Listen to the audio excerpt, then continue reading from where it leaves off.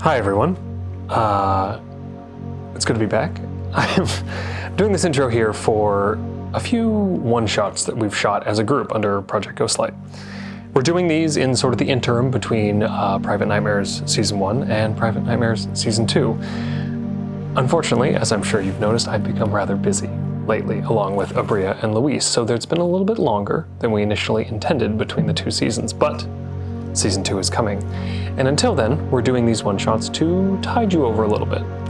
Now, we've got a couple different people running some games, myself included, and we're introducing you to some new players along with some old faces that you will recognize. So I hope you enjoy these games, and we will see you in Season 2.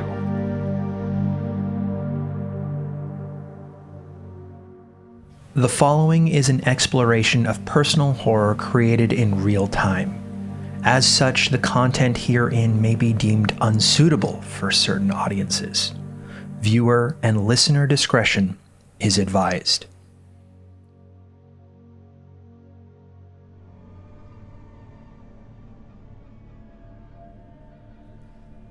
Good evening, everybody. Tonight, we're going to be playing an original game that I've created called Omenthesys, as in the synthesizing of omens. It is a D4-based system, but there's another mechanic. Each of the players will have their very own planchettes that they have in-world as their characters as well. If they want to connect with a spirit, they'll place their planchette on a passions board and connect with any other players as well. Once they've decided and asked a question, I, as the story weaver, will come in as the spirit and answer it by moving the planchette across the board, much like a generic planchette-using board game that you might find to contact the spirits in your basement. Tonight, however, we're going to be telling our own story. Welcome, everybody, to Omenthesys. I'm going to be playing an original game with some friends here. So we're going to be going through some of the rules, maybe do some tweaking if it comes up. But for the most part, we're here to have a good time. This is going to be taking place in an original world, but it is a variation on where we call home North Hollywood. And the emphasis would be for you to play in your town so that you can go out and find these signs yourself as Omencers. That's what our players are going to be called for this session. So as part of this, we're going to be creating our Omencers together and sharing our backstories. So each of you have been given an original character sheet. Hey. This is for Omenthesys, and this is going to be using the D-Fortune system. Is that it? It's like fortune. It's been great, y'all. I'm gonna go. I love it. Always has to have some clever name for a dice. So, if you look to, you have pouches. Those have 5 D4 in them. They're going to be your energy source for your characters. Now, if you look at your sheet, my goal for making this game and for a lot of the RPGs that I do is to simplify. So we're going to be dealing with 3 major stats. You've got an act stat, an assess stat, and something called SP. Now, SP are going to be your soul points, as we call them. Each of you as Omencers have experienced death in some extreme way. Either you had died yourself, or you were resuscitated, or you had a close loved one that died in a traumatic way that really set you apart. And once this traumatic thing happened, each of you found a mark on you in the shape of a circle. After a few days or so, a physical object manifested out of your body and clanked to the floor. This is your character's planchette. Now, if you look at the center table here, I've got a few of them. Each of them are specific to your characters. I've just had a few decorated here. If you want to grab a planchette that speaks to you, this will be the one that you use for your character. Oh, hello. Oh, I want the red one. Ooh, I like they're this heavy. one. Yeah.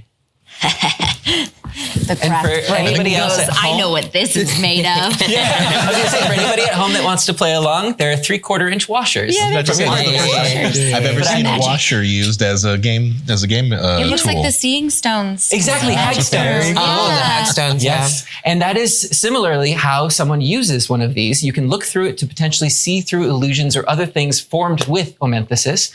But this is also going to be your tool to connect with the spirits that you encounter. We'll get into that a little bit more later, but first I want to find out about each of your characters. On your sheets, you have 3 sections, one for social, one for physical, and one for mental. You're going to be choosing a trait from a list and putting that down. Now, if you're customizing your character and you want to have 2 social and 1 mental because you're not very strong, that's fine too. But for the purposes of today, let's try and vary it up a bit unless something's really calling to you. Okay. So first up are social passions. I'm going to list all 6 of them out. And if anything calls to you, then let me know. Otherwise, I'll go through and ask what you'd like. For social, we have charming, confident, empathetic, joyous, loving, or sorrowful. I like sorrowful. Sorrowful is a fun one. That sounds interesting. I'm looking at either confident or joyous as one. And I'll take loving. Ooh, interesting. Okay. So go ahead and put that in your social category. This will help you to make role play decisions about your character and gives you a little bit more about what they're like in social situations. We've got a resident emo here. It's a sad boy. I was gonna say you can take the boy out of the vampire masquerade, but you can do whatever. Rest of that phrase. For physical passions, we have alert, ambitious, calm, intimidating, strong, or tough. Sure, intimidating. Intimidating? Yeah, why not? I'll take ambitious. Ambitious? I'll take alert. Alert. And then finally, your mental passions. Aware, carefree, clear-headed, creative, passive, or thoughtful. I'll take creative. Creative, I'll take thoughtful. Do passive. passive, What's there left? aware, carefree, clear-headed. I'll take clear-headed. Clear-headed. Perfect. So if you want to look over these 3 stats, this is defining your character.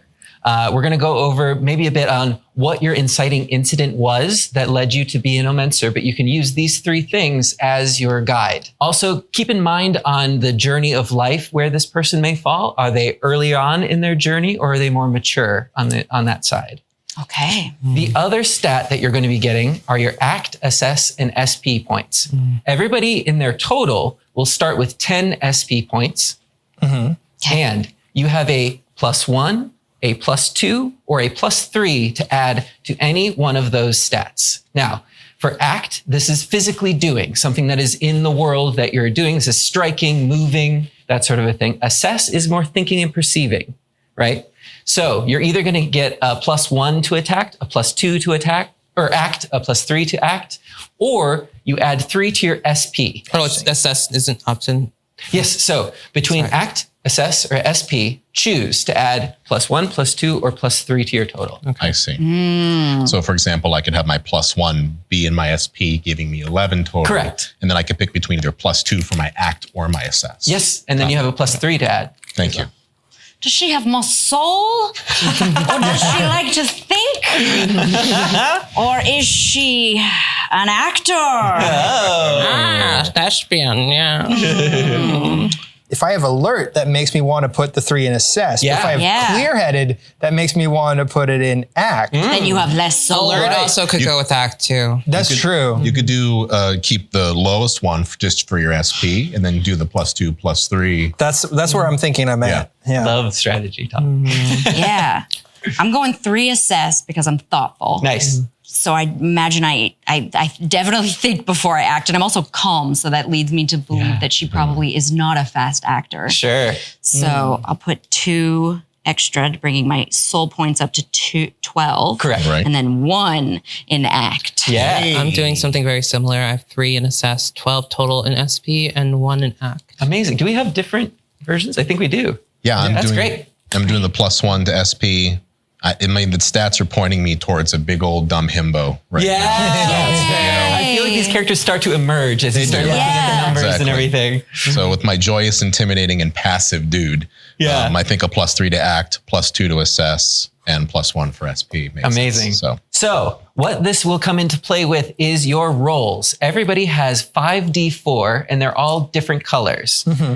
When you make a roll, Looks like a 90 diversity photo. yeah. When you make a roll in the D-Fortune system, the result is going to flavor how your roll does. So I will give you or have mentally a difficulty class that you need to beat with your number.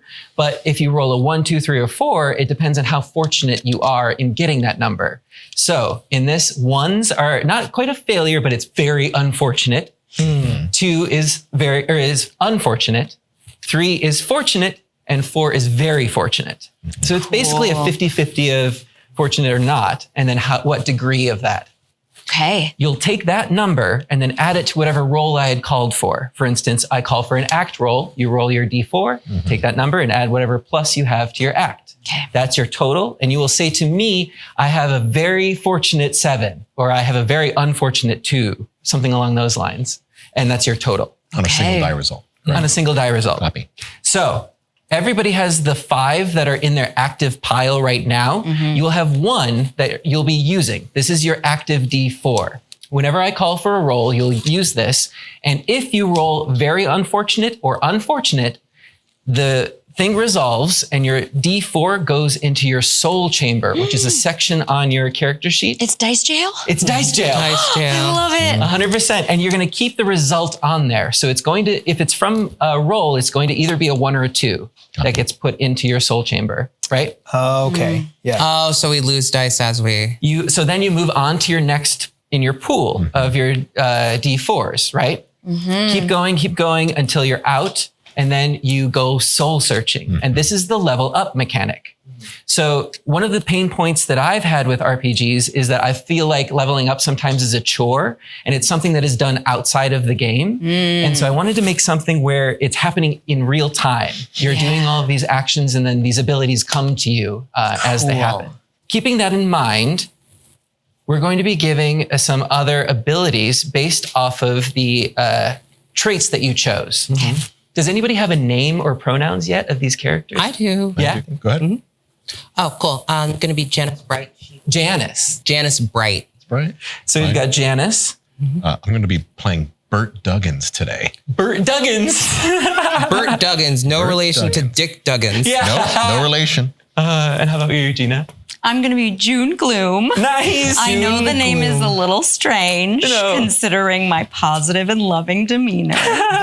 And she, her. She, her. Gloom and Bright. This is going to be very fun. Yeah. Yes. And then for Joey. Oh, well then continuing with the last name theme, I'm going with Ryan Day. Yeah. Is it R-Y-O-N? It is now. Wait, no, that's a real person. Real person. It's Felicia's brother. Oh, is it? Yeah, it's Felicia's whose brother. Oh, really? Really? Yeah. Oh, then I should probably change that. Maybe, it's up to you. I went to high school with Orion Day too. So it's a common name. It's not. Yeah. I'm going to go with Aaron Day. Aaron Day. Aaron Day. Aaron He, Day. him? Yes. And just because I'm remembering to make my mind map now, so we have Aaron Day, we have June Gloom, and then Janice Bright. Janice Bright. And Bert Duggins. Yes.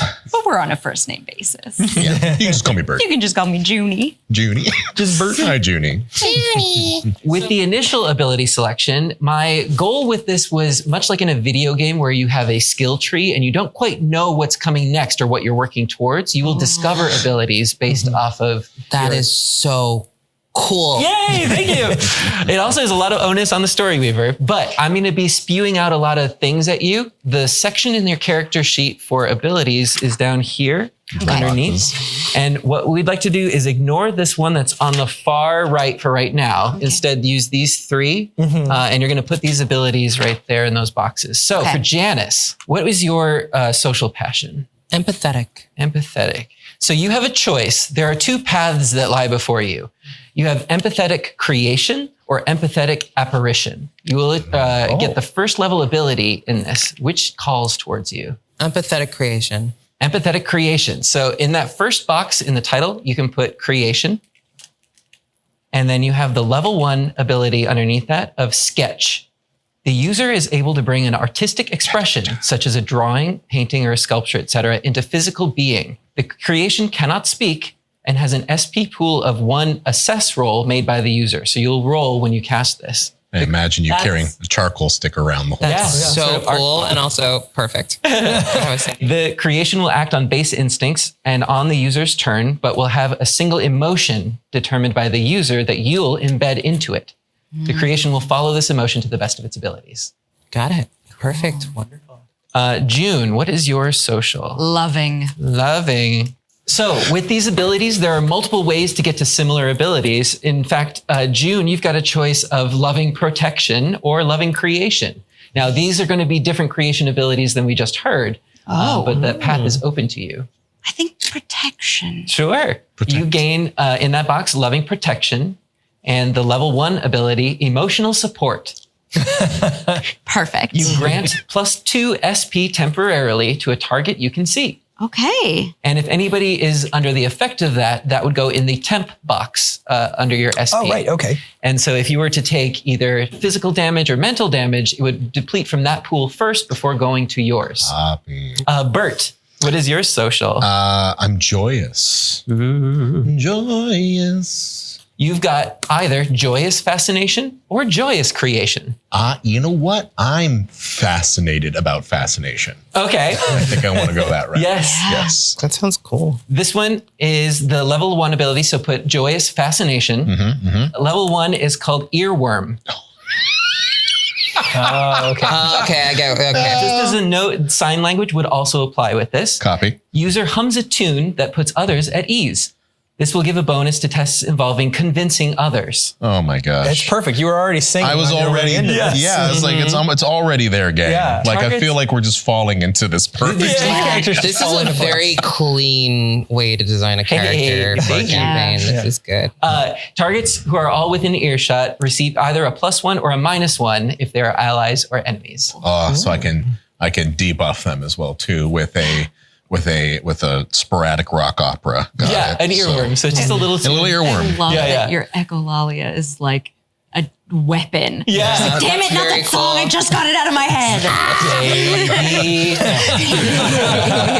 Baby mama. Wait, are we? We're in WeHo. Like We're in NoHo. we're in NoHo. Okay, Yeah, I was yeah. gonna say in WeHo you'd get along fine. And then Aaron, what is your social again? Sorrowful. Yeah. Tell me what sorrowful creative is. Well, you've actually got sorrowful deception or sorrowful mutation. Oh, I need to know what sorrowful mutation is. Okay, go ahead and put sorrowful mutation in that first box. User is able to temporarily sculpt one target's features, modifying length, width, and size. The amount of mass may not be reduced or increased, only allocated. Thank you for being there with me. We're on the horny couch. Yeah, Welcome to yeah. Vampire. Yeah, this is the couch all theater kids fuck on. Can confirm. Yeah. The target experiences levels of discomfort equal to the amount of changes that you make. The effect lasts for 1 hour until they begin to melt back into their original form. Wow. The target experiencing an itching and numbing sensation. As An hour that is long occurs. enough. Ooh. It's called pliable deniability.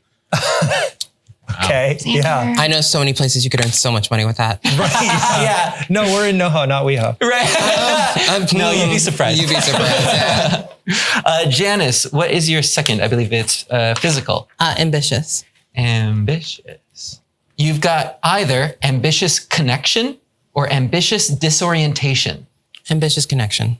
In that second box, then, you can put ambitious connection and level 1, sense connection. Briefly glimpse the web of connection between yourself and a target or 2 targets. Loosely connected strings indicate a loose relationship, whereas braided or tangled strings could indicate complicated feelings. Ooh. I get to see the secret Facebook It's Complicated. Yeah. Remember that? I'm old. You guys remember poking? Oh, yeah. I'm not that old. June, what is yours? Calm. Yeah. Let's get some calm energy in here. Okay. Oh boy. You've got calm protection, which is a different set of abilities than your loving protection or calm connection. Those both sound good for what you're... I know. Let's try calm connection. Let's do connection. You got a vibe going. Your level 1 ability that you'll put down is alerting breath. User is able to detect the use of Omenthesys in a space. Yeah. If Omenthesys has been used, the user's breath will become visible mist. Ooh, you got the haunting breath. You got the Danny Phantom ghost sense. Yeah. The stronger the presence, the more opaque the steam will appear. From my own mouth or Yes. from, oh. So, but also you have to activate this ability. So it's not a constant thing. So you can tell if they're using powers. I can tell if they've had a messy breakup. Yeah. Great. As a note, this also detects creatures and spirits made of Omenthesys energy. The user will physically become colder and colder if they move closer to the source. So cool. This is very fun. And it's not always active. You're pulling some phantasmophobia stuff. happening. Yes. Yeah. There's a lot of occult influences that I'm all about right now. Yeah. I'm just like, ooh. Well, one thing, when I was making a lot of these abilities, I did it on stream with my community on Wednesday. The Fanarays. The Fanarays. And so one of the things we were looking for were, what are some abilities that you see used in horror movies, either by villains or by the heroes in some capacity? And so that's what these are based on. Nice. Love Cool. Yeah, right. You go into a spooky zone and in a haunted house, and then suddenly the breath and the temperature drop, and there was like, you walk through a block of ice. It's like, I love this. Yeah, this is great. This is right up my alley. What is your mental? I think I landed on intimidating. Intimidating. Yeah, so let's see what that gives you. Let's see what brute force bullshit happens next. So. You've got intimidating desecration Oh God. or intimidating possession. Desecration. Yeah, disrespect It's a sexier sounding ability. I feel like this fits in the character you're making. Okay. So put in that second box, intimidating discretion. The level 1 ability is wailing tone. User is able to propel a forceful sound wave from their body. Any target within a 10-foot cone must make a successful act roll to dodge or take 1d4 points of damage. You're gender bent black canary. Yeah. This rules. Yes. I hope you also wear a leotard. Did you I mean, used to be we're a talking theater like kid? pleather pants. Yeah. With perfect apple bottom. Yeah, just Right. a plump. Just plump. So you said dodge. If they have to dodge, or they take 1d4 damage. Yes, if Okay. they get hit, they will take 1d4. 1d4. Thank you. Including allies. Good question. Yes. Okay, great. If I they can hear you. assumed. Yeah. Yeah. I think we're playing support. Yeah. Yeah. Because you answered that question, I don't know, my follow-up thoughtful- question. Yes. Is it a like 90 degree in front of me kind of cone? Yep. Okay, copy. Come as it's emanating from your mouth. Get it. Aaron, what is yours? My physical is alert. You have either alert navigation or alert possession. Ooh, I think I'll take alert navigation. Okay. The level 1 ability is enhanced sense. Okay. The user chooses a sense to enhance and receives a +1 to any rolls related to that sense. A little bit of cautionary tale. Never do it with scent. What could possibly Always go goes. wrong? How many things do we not pick up every day because our olfactory senses Yeah. are just not that good compared to everything else? I don't want to know. And then finally, we're going to do our last ability for this set, and we almost have complete characters. Yeah. So, Janice, what is your last attribute? Creative. Ooh, either creative disorientation or creative possession. Possession. Creative possession, the level 1 ability is point of contact. User is able to physically transfer SP from themselves to a single target they can touch, totaling the amount of a single act roll initiated on contact. So when you cast this, you'll be rolling a d4. That's how many points max you can transfer from yourself to another. The user must have more than 1 SP before initiating this ability and may not transfer that final point. For June, My mental is thoughtful. we've got thoughtful apparition or thoughtful possession. Apparition. Oh, no, wait. I don't know. Do Do I want to be apparition. possessed or see something outside of me? I'm gonna change my mind. Yeah? I think she'd want to feel the love. Yeah. And so she'd want possession. Amazing. You get thoughtful possession, level 1, passenger. Ooh, it sounds like you got what you wanted. Slip your consciousness into a target for up to 30 minutes. The user's body loses consciousness and will begin to shut down. After 30 minutes, the user's consciousness is expelled from the target and returned to the user's body to revive it. You get to astral project into people. I do. That's so cool. And then nudge them a That's so little bit. useful. Throw a Yeah, I little, love like- it. Yeah. I had too many people being like, you should see what it's like in my shoes. And I was like, fine. Fine, I bet I could do it better. I take back what I said about support. I literally am supporting you. I'm holding up your body. Yeah, my body is out of my control. You just became the scariest one, I think. Yes. Bert, what's your last attribute? Your passion? I'm looking at passive today. You have passive prediction or passive apparition. Let's go with prediction. Okay.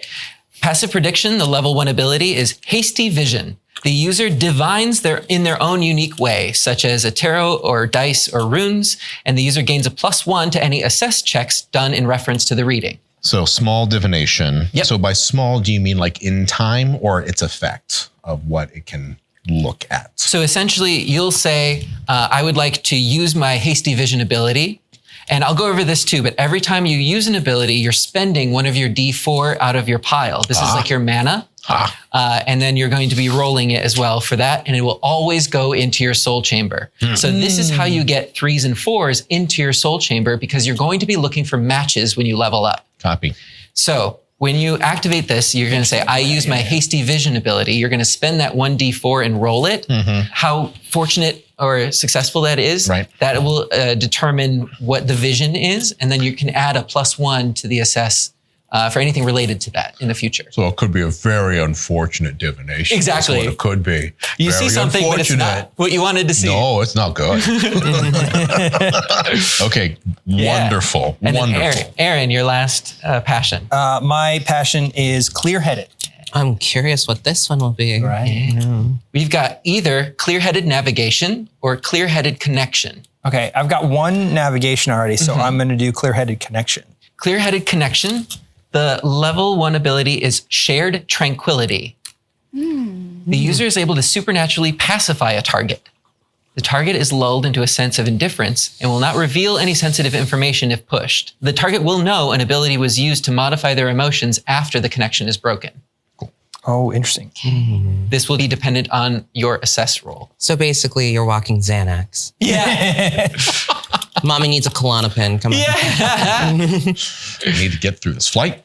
Yes. I need you sitting next to me. Yes. Oh, that would rule, actually. Yeah. I don't care. I would know all of it. Just knock me out, please. I hate flying. So that she can possess you for the rest of the trip. You can, if it means I an hour. don't have to be conscious for the flight, you can do whatever you want. Yeah, that's a good question. Are people, is the person or whatever I'm possessing conscious? Yes. They are the passenger? They know. Oh, that's dark. It's really dark. It's really I was like, minutes. I didn't They know can if sense if I'm kind of something's just like, there. I can ride along as the passenger and watch, Can I or ask if a I'm question about controlling. that? It's about your ability. Yeah. Is it limited to people? I'm going to say no. I didn't think about that before, but I'm all about the animals. Yeah, I was today. about to say. that being said, I'd love to go around and get these characters sort of inciting incidents. This is the thing that drove you to discover these abilities. Let's start with Aaron. What Okay. was the inciting incident that led you to be an Omenthesys? Aaron, after graduating and heading out on like a gap year or a summer in Europe, got on a plane, and the plane went down.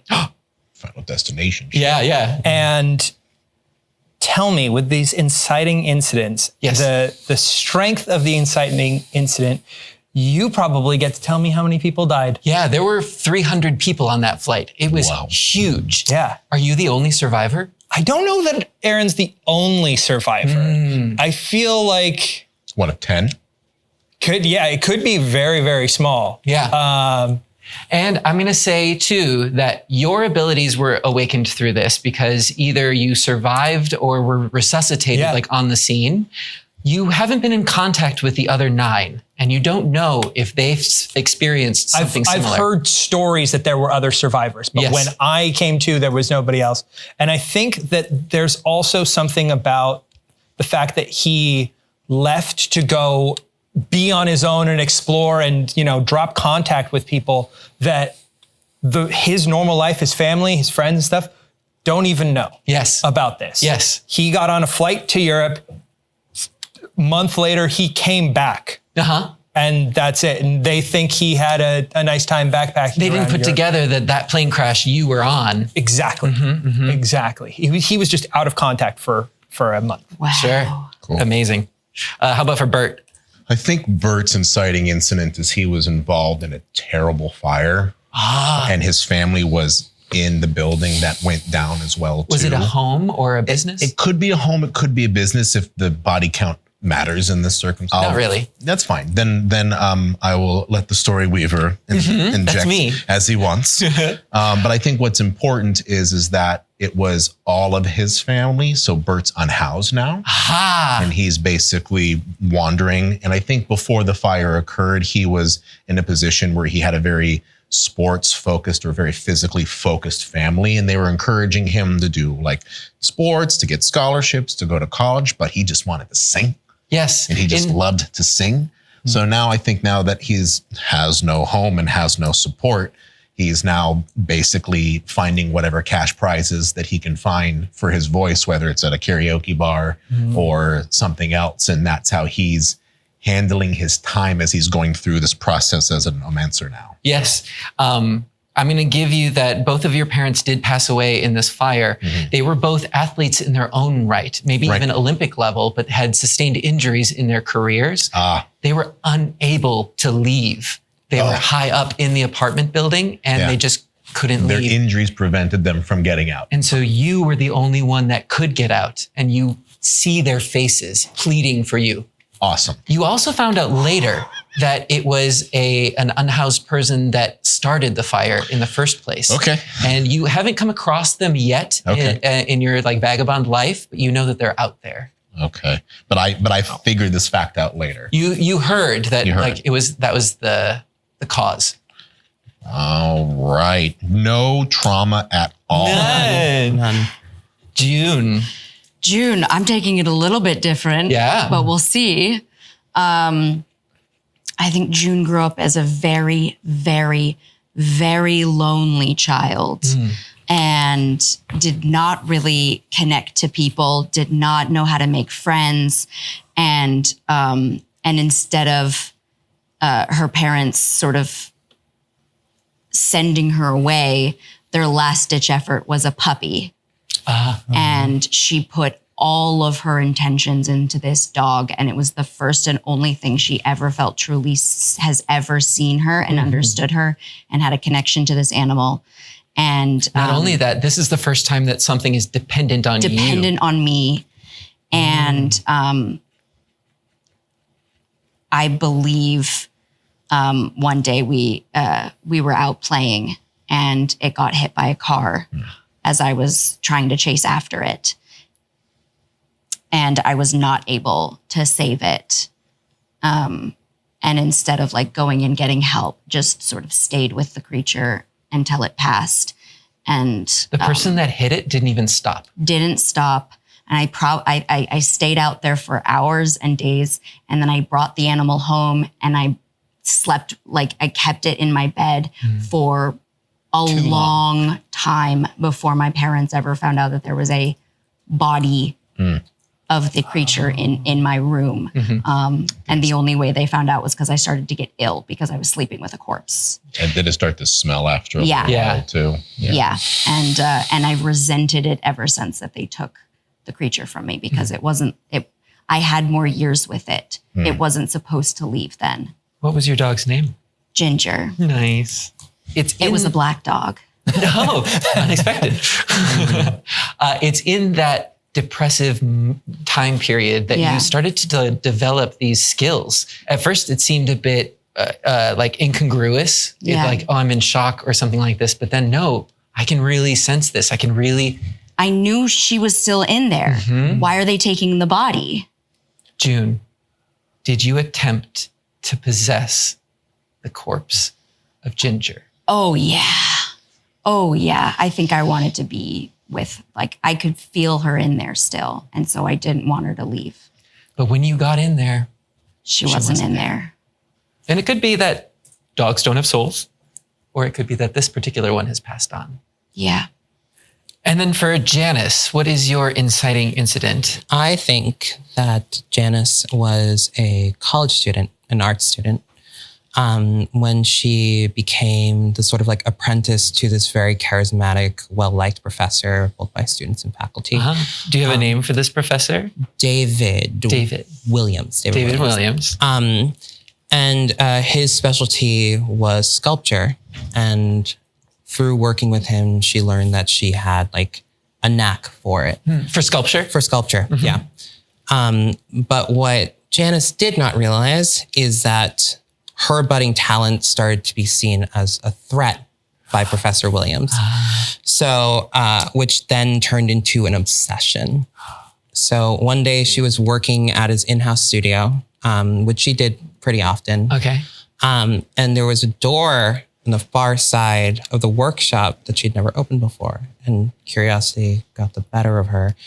She opened it, and it was filled with hundreds of statues of her. Hundreds? Hundreds. And are they like full statues, mini, various sizes? Busts, full statues, half statues, like, and each one was worse than the last. And I don't mean like more grotesque, I mean physically worse, like a worse representation of her. And Professor Williams caught her there and attacked her, knocked her out. And when she came to, so there's this technique to make masks. I don't remember what it's called, but basically you take layers of like strips of linen soaked in plaster. And you lay them over the face or body to create a mold of their likeness. I think it's plaster casting. Yeah, plaster casting. Yeah. And he did that to her, and she was suffocating. So no straws. No straws, no breathing room, like breathing in plaster. Was his intent to harm or kill her, or just to get the perfect form, or a mix of the two? The intention was to get the perfect likeness at any cost. I see. And that was more important. Like she was not a person to him. You were his muse. Object, a muse. You belonged to him, of course. You owed him. I have a new fear. Yeah. I think she actually probably did die before she came to, like, I think like before her powers activated, she was like right at the brink of death. Yeah.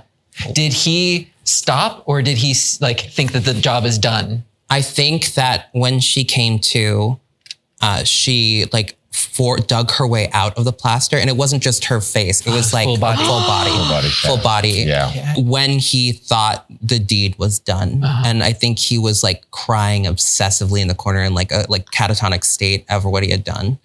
Yeah. Did you press charges? Like, was it a big deal, or did you keep this under? I think that everyone loves this professor. If anything, they're going to blame you. You probably asked for it.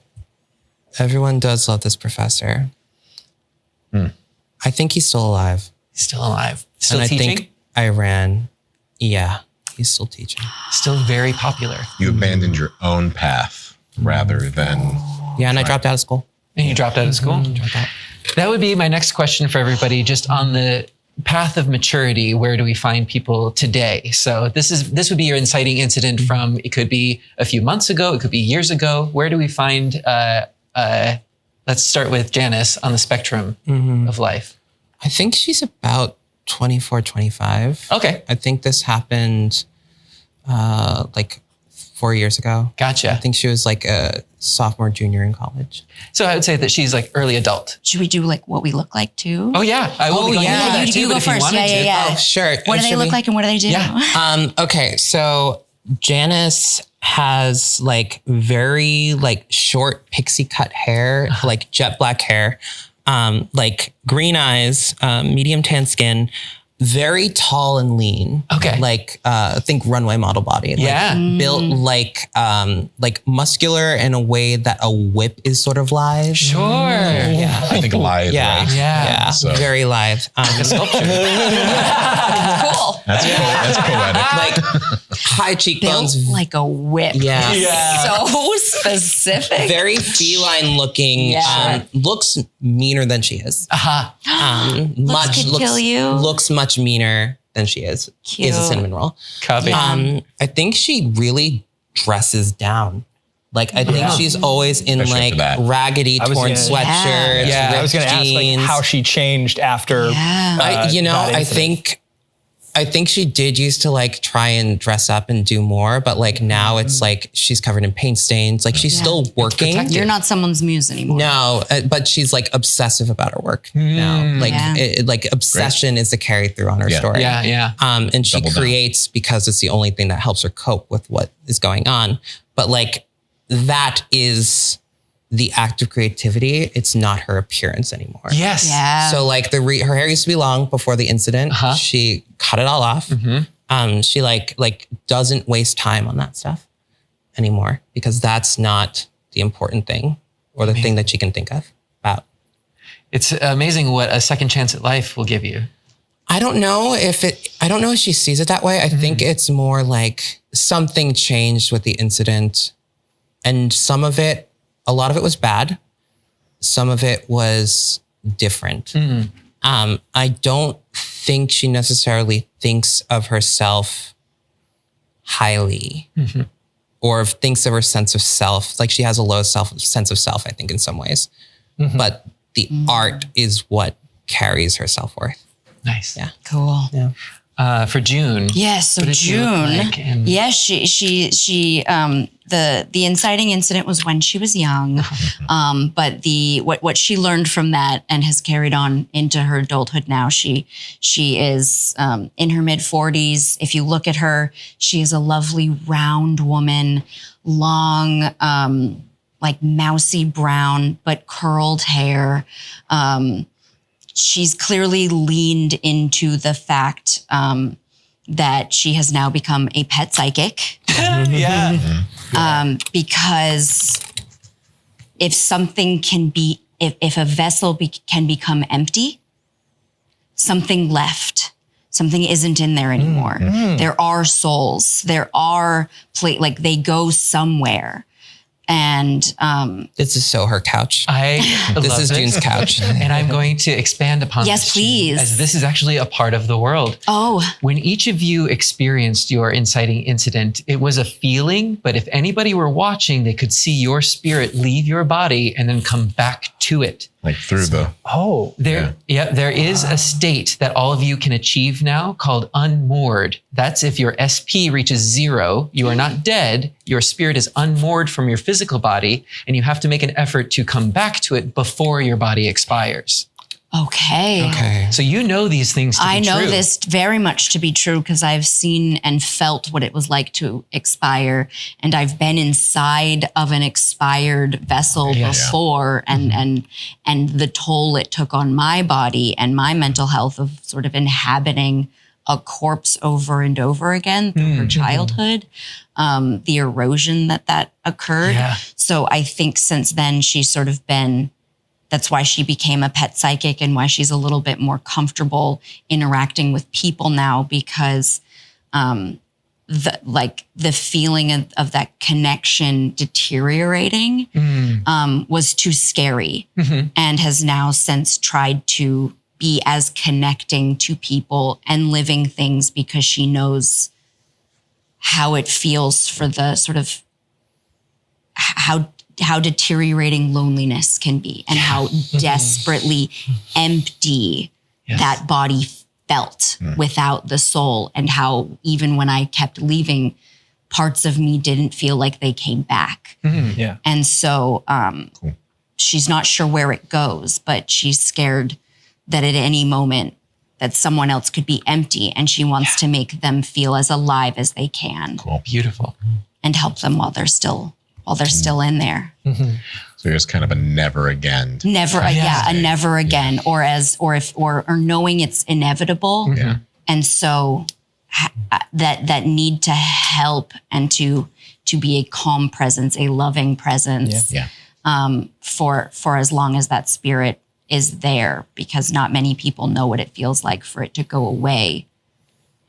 June, I'm actually going to give you another sort of thing that you've learned about the world in your time here. Yes, please. Because you're so attuned to this and aware of it, you know that if a vessel is blank or it doesn't have, so to say, a soul, that there are lingering spirits that have unfinished business that are everywhere. And that could be a prime vessel for them to inhabit pretending to be another person. This could have happened to you or any one of you when you became Omenthesys. Your body was open and vulnerable for that moment where you were unmoored. And you know that you have to keep an eye out for anybody becoming possessed by an evil spirit or a very old spirit. Yes. Additionally, you know that if your abilities or anything that you do is perceived by someone in the public or a loved one or a family member, if you can't explain it away, their mind fractures because they cannot reconcile what they're seeing with real life. And they become an Omenthesys themselves. You want to be careful of this because they will have no training and their vessel is now open. So a spirit, if you're fighting, could come into that and become a new enemy. Wow. Is this like the thing that was supposed to help logify like mage? And all that? Like when magic is happening, it's like, how do we explain the magic hasn't permeated into common society or anything And this is also sort of the embrace mechanic of if somebody's sitting down at the table, you can join by becoming someone else's backstory, or you just had this occur at the moment. Where were we? Bert? Oh, yes. Right. So I think Bert's timeline is he's probably under a year from when the incident occurred. And I think he's 17 bordering on 18. Oh, okay, yeah. Because I don't think he's been unhoused for more than a year. Gotcha. So he's still kind of in that awkward stage of hand to mouth. He's finding has more energy to get more resources. I think he's in the system. Yeah. Right? Yeah. But I don't think he will connect with family. I think there's too much guilt. So aunts, uncles, like any one of the extended family from his family, he just will not connect with that. So he's been. Are you emancipated? What, am I emancipated? Yeah, did you legally become an adult for yourself? That's the thing. I think at that point, at 17, I'm legally allowed to like be emancipated, take care of myself. And so I think I'm still at that threshold where it's like super gray area, right? Between if I'm still considered a child or if I'm considered an adult when it comes to like what my rights are. And I think that's also made it very hard for the system to process me in any meaningful way. Yeah. Because I'm not unopposed to taking a handout so that I can continue to live and have a place to sleep and do all that, but I will not go back to my family. And I will not like go and be with people who are considered to be responsible for me. Because I don't want to do any of that. I think there's a huge amount of guilt attached to that. And I don't think he's been taking being an Omancer very well. Yeah. I think he's very scared. Bert, one of your abilities was discovered in like an inopportune moment or an accident. What was that? And what ability did you discover? I think it was the passive prediction. What happened? I think he saw the fire happen. How does he see the future? What is his tool for divining? So when he does, because I'm assuming these are part of the divinations. Yes, if you'd like to. Too, right? I think there's something that comes in his mind where, is it music related? No, I don't think it's music related. I think it is as basic bitch as it sounds. I think it's literally like he's looking through a window or he's looking through something reflective, like a mirror or a glass, and he sees it Can I make in a the suggestion? reflection. Sure. Your character is very physically inclined and very musically inclined. Yeah. Correct? There is this singer that I used to follow who she has a pretty extreme bipolar disorder. But one of the ways that she would self-soothe is that she would memorize sheet music and she would play it in her head when she was going through those moments and like sort of like use that as a mantra. What if like you see music that predicts the future? Yeah, that's you get like radio lyrics and it's like, oh, is this a sign? How do you decide if something should be lyric related or not? Start the fire. Like the lyric that comes to your mind is about. But I do like this peering into the glass and maybe you hear a song or something. Honestly, the music is great. I have to make sure that I incorporate it when I activate my ability. Sure. In the future. That's fair. I think it is fair to be able to say, because it's also, unfortunately, the passive prediction is now trauma induced with him, and music is a comforting thing for him. So having them kind of be against each other, I mean, I can make it work, but I think it would also be a little tough for his mental state to be able to associate them clashing all of the time. But you know what? maybe that fits. Yeah.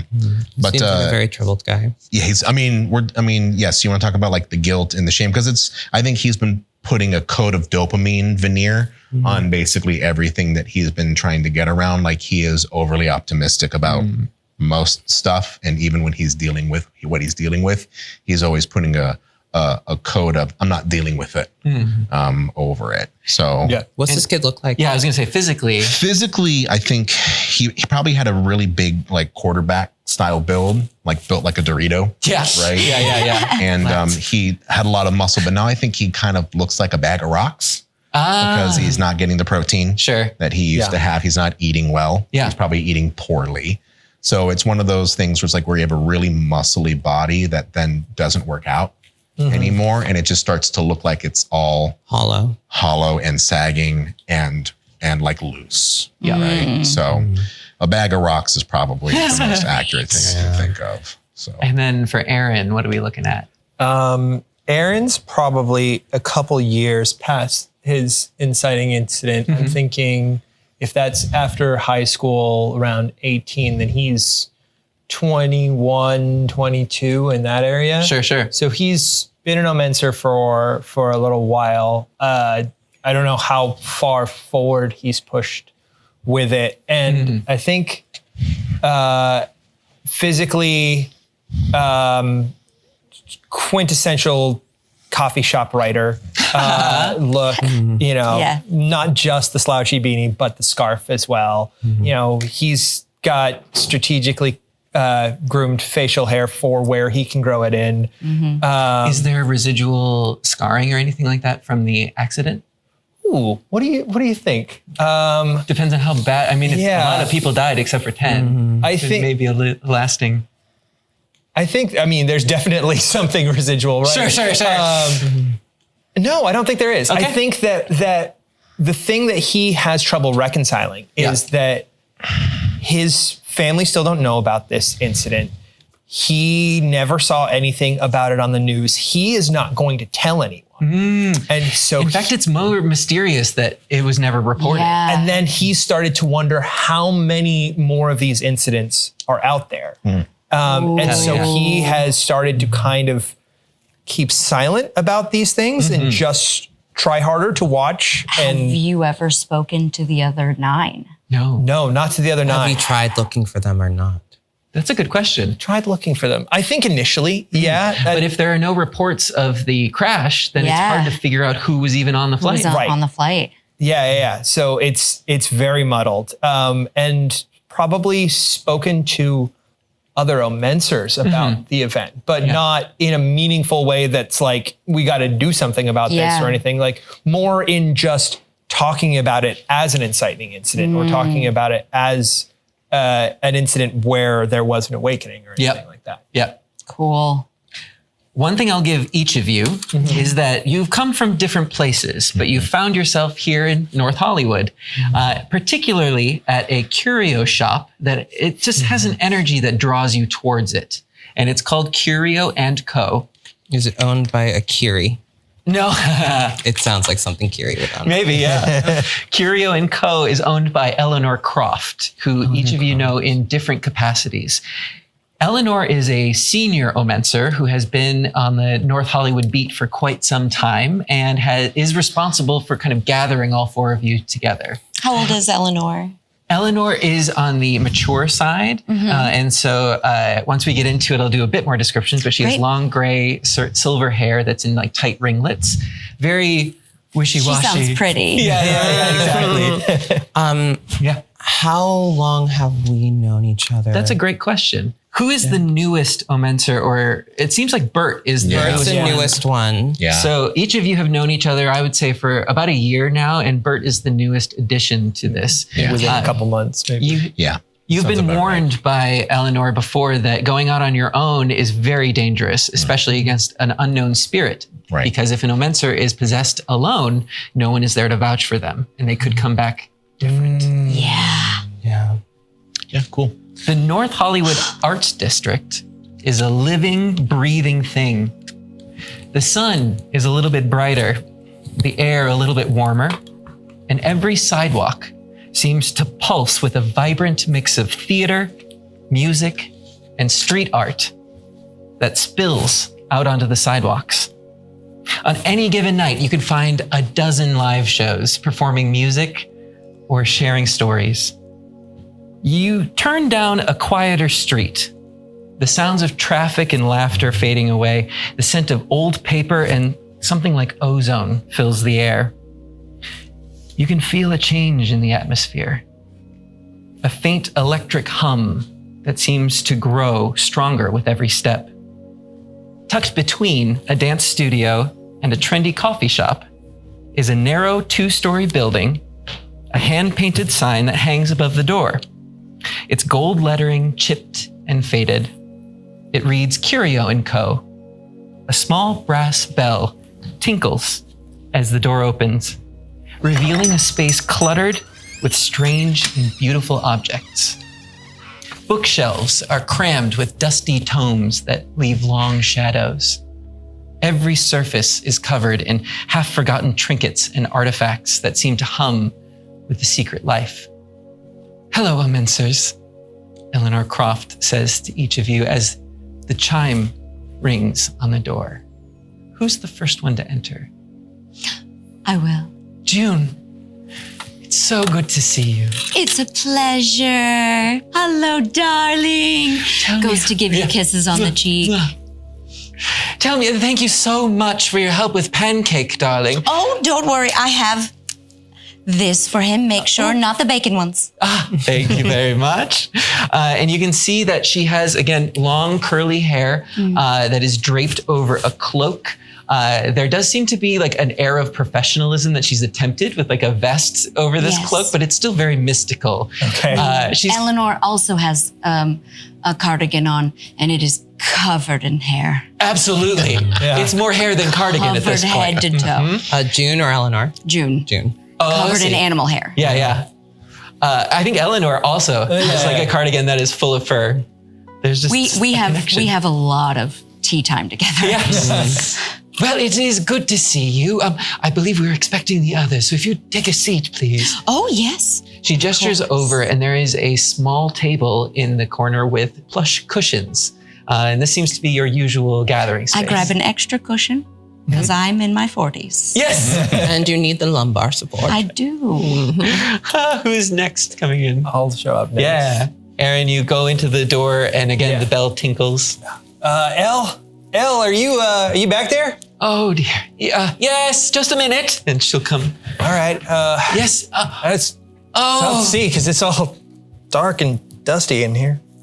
You know that's how I like it. I just coming in from the bright out there.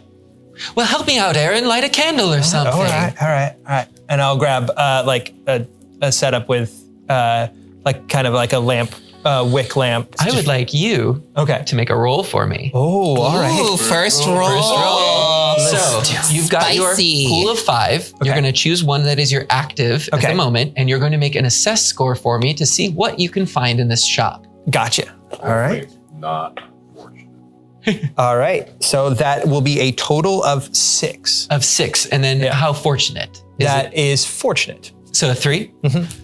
With a fortunate 6, you're able to find exactly what you're looking for. There is almost like a cubby that's here for the candles, as though you've complained about this before and made an effort to have these materials ready for you. It's right at the time where, this would be great at sunset or at night. Right. But it's 4 o'clock right now. Right. And you're just coming in off of like the bright street. Yeah.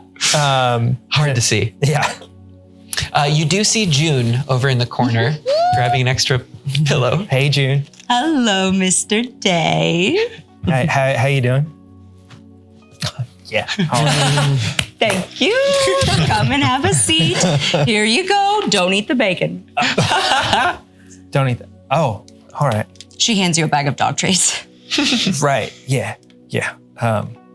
Thanks. You're welcome. I guess I'll Came alone today? And as you say that, I assume we hear Janice. Oh. Janice will walk in. She has like, today it's like a once black, now faded gray hoodie with like tears on the sleeves. And she has the hood drawn and like pulled tight. She has like a wisp of her bangs coming out. Hi. In this shop, it smells of like patchouli and incense. It's a bit like oppressive, but it's an organized mess. It like triggers your artist brain of seeing all these different sculptures and trinkets and things in these glass cases. Yeah, the way the candlelight reflects off all the curios, like the glass ones, is really particularly entrancing. Oh, Janice, darling, I think we've lost you for a second there. Oh, I get lost a lot. You walked in and just started mumbling. I do that sometimes. Well, we have a bit of a mission this evening, and so if you don't feel up to it... No, I can do it. Sometimes I space out. It's okay. And you do see Aaron and June. Hi. Hello. How have you been? Welcome back. I'm good. Oh, now that you're here. She digs again in her giant carpet bag and pulls out 3 separate newspaper clippings that are, one is a local chalk fair up in Long Beach. Oh, like an art block type thing? An art block. The next one is a gallery that's opening, and it's all Ghibli themed. She doesn't know what that is, but it's still an art gallery. And then a local tattoo shop has started selling little local pieces. She does this every time. And She's the only one that reads the newspaper every still. time Janice like looks a little sad at it. She hasn't showcased her art since the incident happened. I don't think anyone in this group would have seen most of her work. But you're always encouraging her. Maybe I'll go to one of Great, these. just let me know and I'll pick you up. You have a car? Oh, yeah. Well, it's my neighbor's, but she lets me drive it sometimes. She leaves a key under the mat for her son, so I drive it sometimes. Is that the Pinto? Yeah. Okay. That car is 3 times my age. Has anyone seen Mr. Duggins? At that moment. Yeah, I think that's what Bert comes in with a similar kind of setup as what Janice is wearing, but it's a lot more ragged. It's a lot more beat up. I think Bert tried to put on his best poor looking kind of clothes. So he put on his whatever he's got that's the least dirty at this stage. But it's kind of like a jean jacket or a jean vest with a hoodie that he doesn't pull up. He's actually got it down, and then just pants that are torn to shit, but at least they aren't completely falling apart, right? What are his shoes like? Those are boots, like leather boots, like the most long-lasting, sturdy boots, you know. But he comes in and he's got a big smile on his face. It's the right one. Hey, Eleanor. Oh, darling, it's always great to see you. Oh. She turns around and produces a teacup, a saucer, and a scone for you. Oh. And hands it over. Okay. That's very nice. I have to say, I really appreciate you letting me come in and figure this out a little bit. It's been weird, but you've made it a lot easier. Yes, darling. But as I've said before, it does come with a price. And I'm afraid tonight's meeting is that price. Yeah. No, and I'm here to make sure that I give back as much as it's given to me. So thanks for the scone. Please join us. Hey, gang. Hey. Hi. In fact, you're sitting around a table similar to this one. It's comfy. There is a board that is on this table that all of you see, and you recognize that this is a passions board. It is a tool for Omenthesys to use. This is how you use your planchette to connect with the spiritual realm. Eleanor walks around and gives cups of tea to each of you. Thank you. On saucers. Thank you. Notably, Bert is the only one that gets a scone, though. Oh, thank you, dear. It's a pumpkin scone, too. So 'tis the season. She takes a sip of her own and says, I believe it is time for the 4 of you to work together as a group. Out there on your own, you have made some significant progress. But as you know, the spirits do still trouble our little corner of North Hollywood. In fact, I have heard reports of a very troublesome spirit at a mural nearby. I've been detecting a rather wrathful energy coming from this, even though it is an artistic masterpiece. Which mural? The one that is hidden behind in the alley nearby. You may have seen it. It looks a bit abstract, but the original goal was to show the vibrancy of North Hollywood with smiling faces, dancing, and revelry. It has since, of course, worn over time, but something else seems to be happening here. People have, mortals, of course, come into the store talking about a strange pull that they keep getting from this mural, as though something was drawing them towards it. We're, of course, about at the time where it is, under the cover of dark, safer for us to go out and investigate. I, however, have to stay here and keep track of the shop.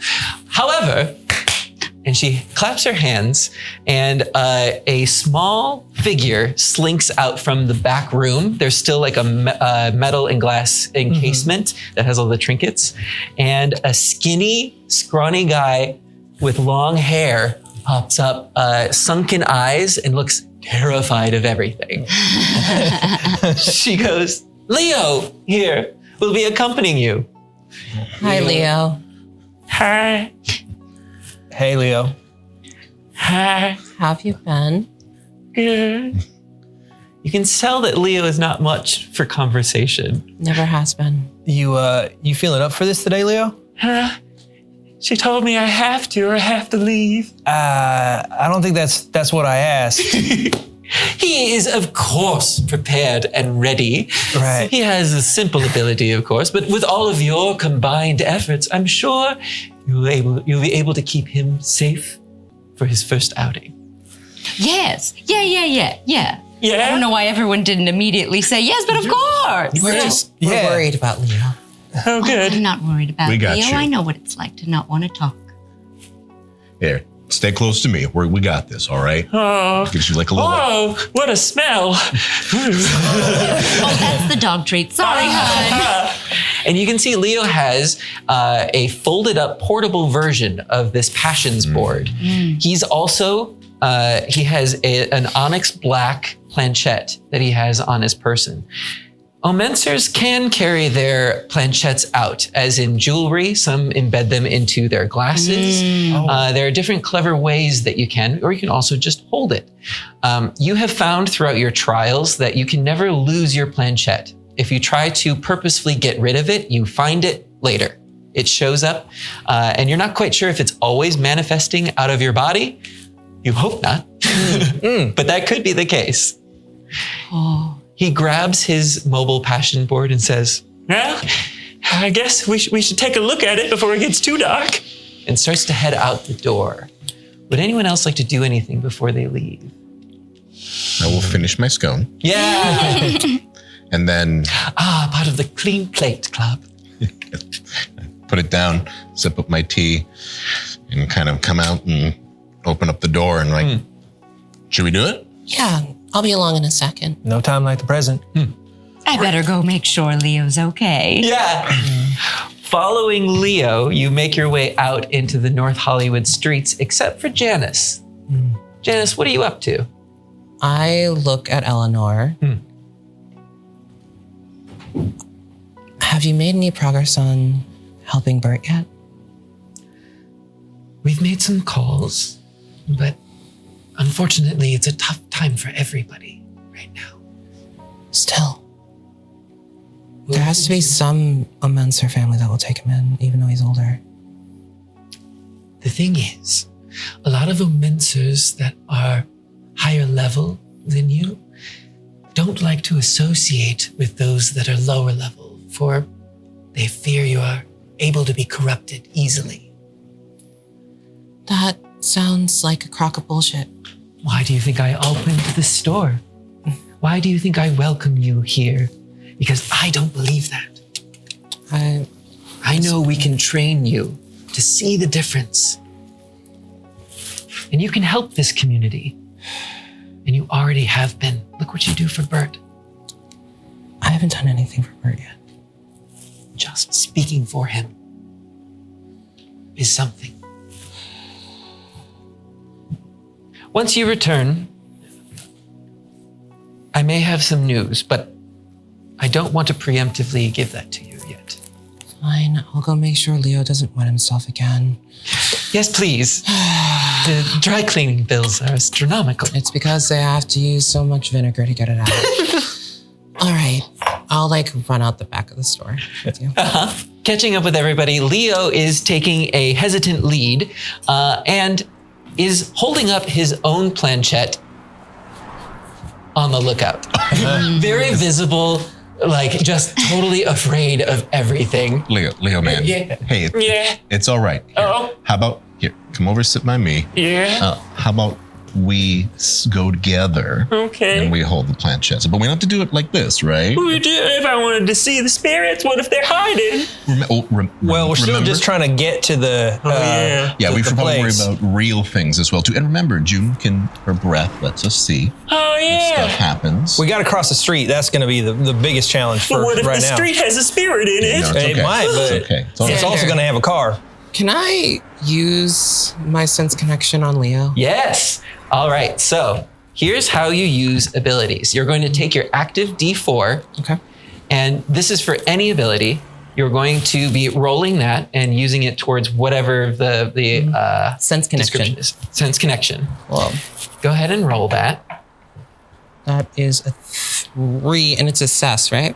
It would be a success. Okay. And it's a fortunate success. Yes. I got a 6. But you rolled a 3 on the die, but this is an ability use. Okay, cool. So that 3 goes into your soul chamber and you move on to your next D4, but you have a fortunate success with a 6. That's enough. What exactly are you looking for? I'm trying to see who Leo is connected to in the group and maybe outside of it, and a little bit more about what his deal is. Gotcha. And what does that look like when you use this ability?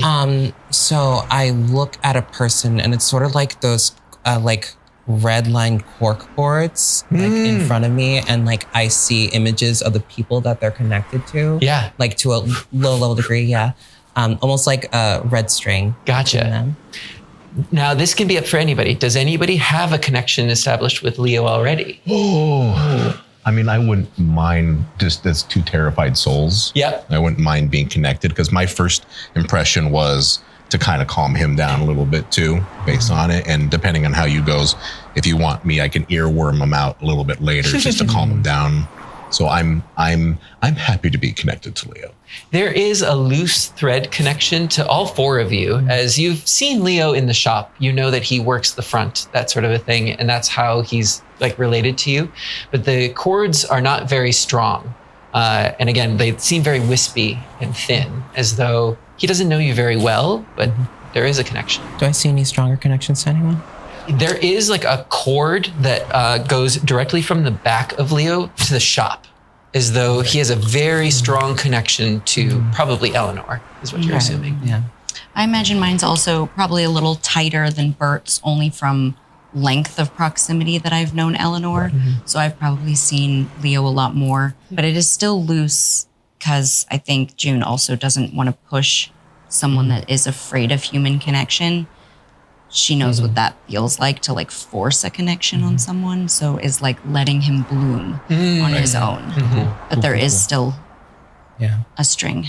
Does that take SP to use? No. Okay. I will say though, some abilities will take your SP to use, but we'll get into that later. Yeah. Okay. I just wanted to clarify real quickly on the soul chamber. So the die that is spent is placed there, and you're kind of preserving the number that was rolled. Correct. Okay, gotcha. Yep. And if it's an ability, you roll it, and it's a 3 or 4, 1 or 2, you put it in anyway. Right. If it's a roll, 1 or 2, you put it in. Well, in the spirit of rolling dice. Hey. And since we're in the spirit of do the thing. Do the thing. Let's give a kind little buff to everybody, including poor Leo here. Amazing. So you're using one of your abilities. I'm gonna use earworm. I'm gonna use this dice for earworm. Okay. Right.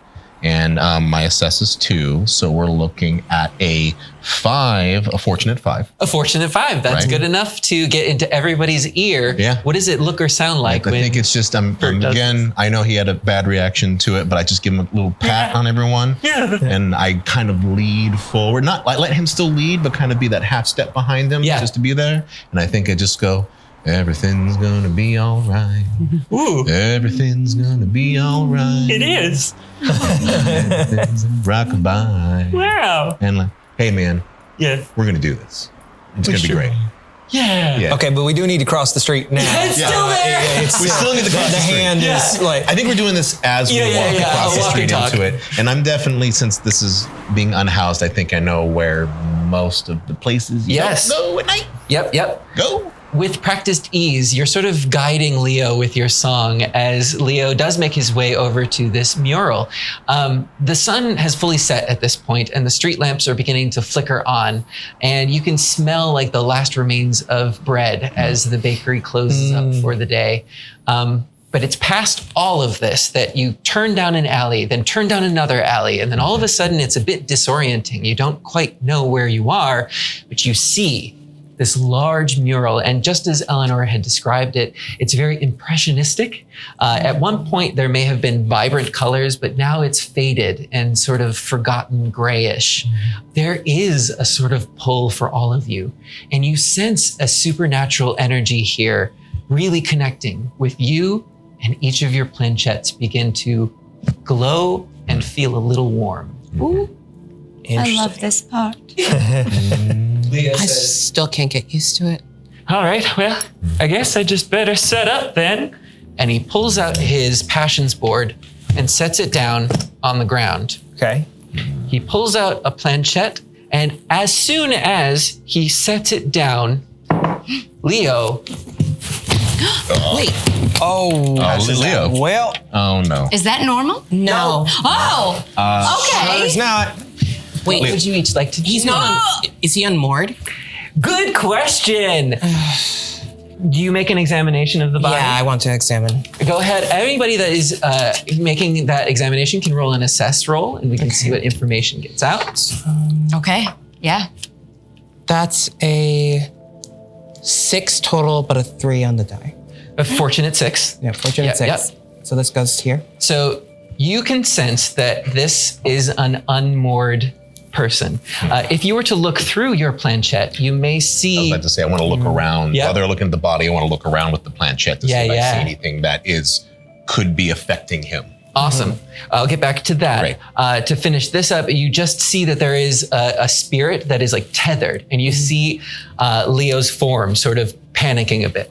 You know that spirits cannot communicate with you directly when they're in this form, but rather you can connect through a passions board, and they will answer your questions to the best of their ability. But you saw that that could be a bit dangerous at the moment with this wrathful energy coming from the mural. Okay. Bert, you had something? Yeah, I mean, I just wanted to check if I have any experience with an unmoored person in the past.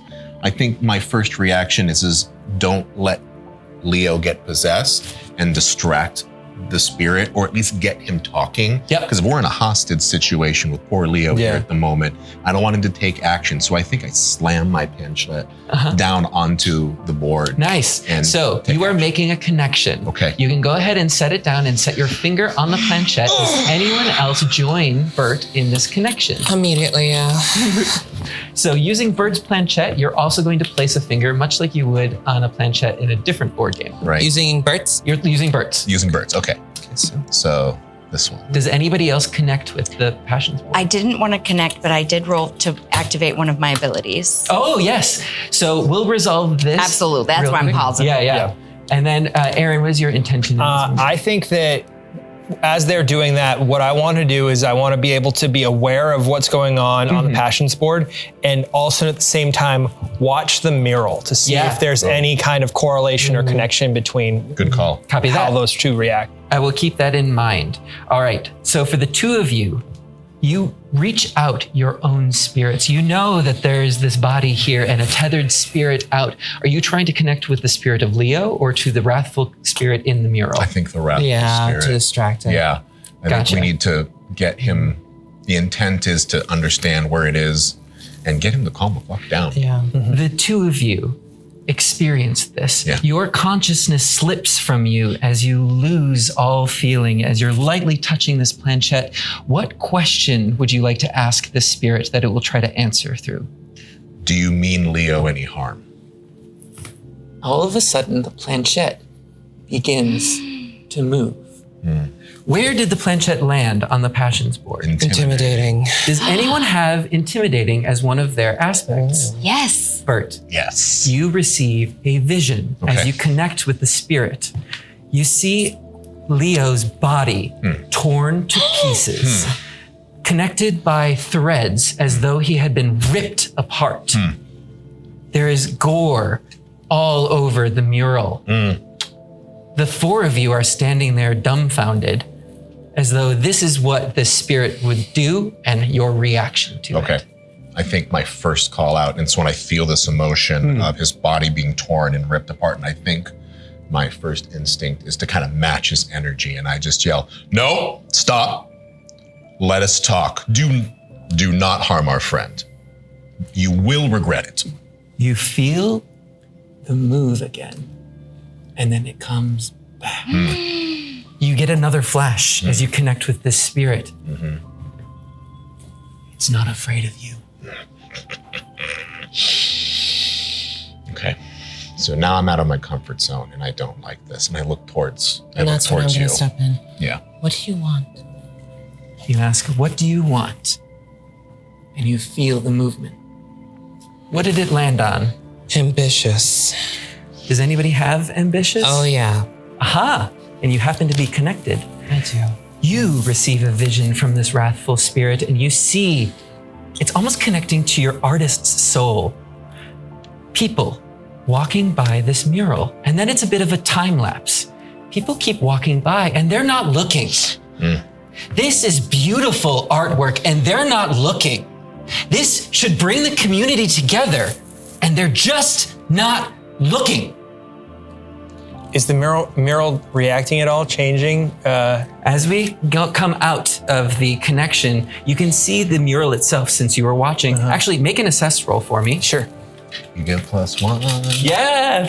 Okay, well, then that's an 8. 8. Very fortunate. A very fortunate 8. And that stays there, so you don't have to retire that one. You notice there is a pull on the colors of the mural as though it's like dripping, but it's concentrated into strings that seem to be reaching out towards these two as they're connected on this board. Reaching out, but not connected to them yet? But it's like moving out of the wall. Is that imminent, or is it just like hovering and floating? No, it's like happening slowly, and you've noticed it because you were watching.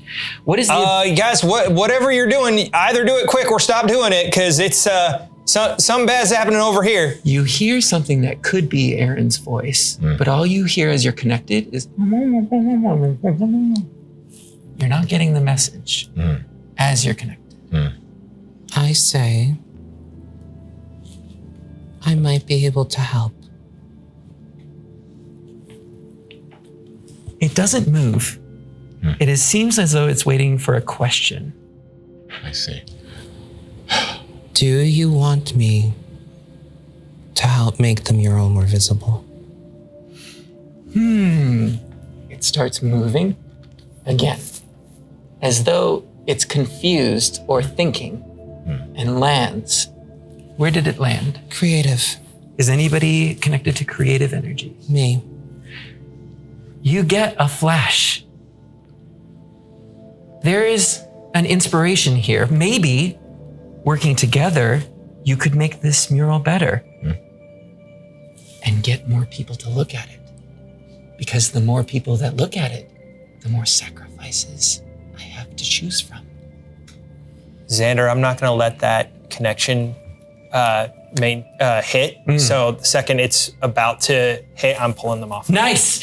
You are broken, yanked from this connection. Bert, your planchette goes flying. The the body of Leo is still there on the ground. June has his head in her lap. Yeah. She's been nursing it this moment. June, you had mentioned using an ability. What would make us angry? Oh, y'all okay?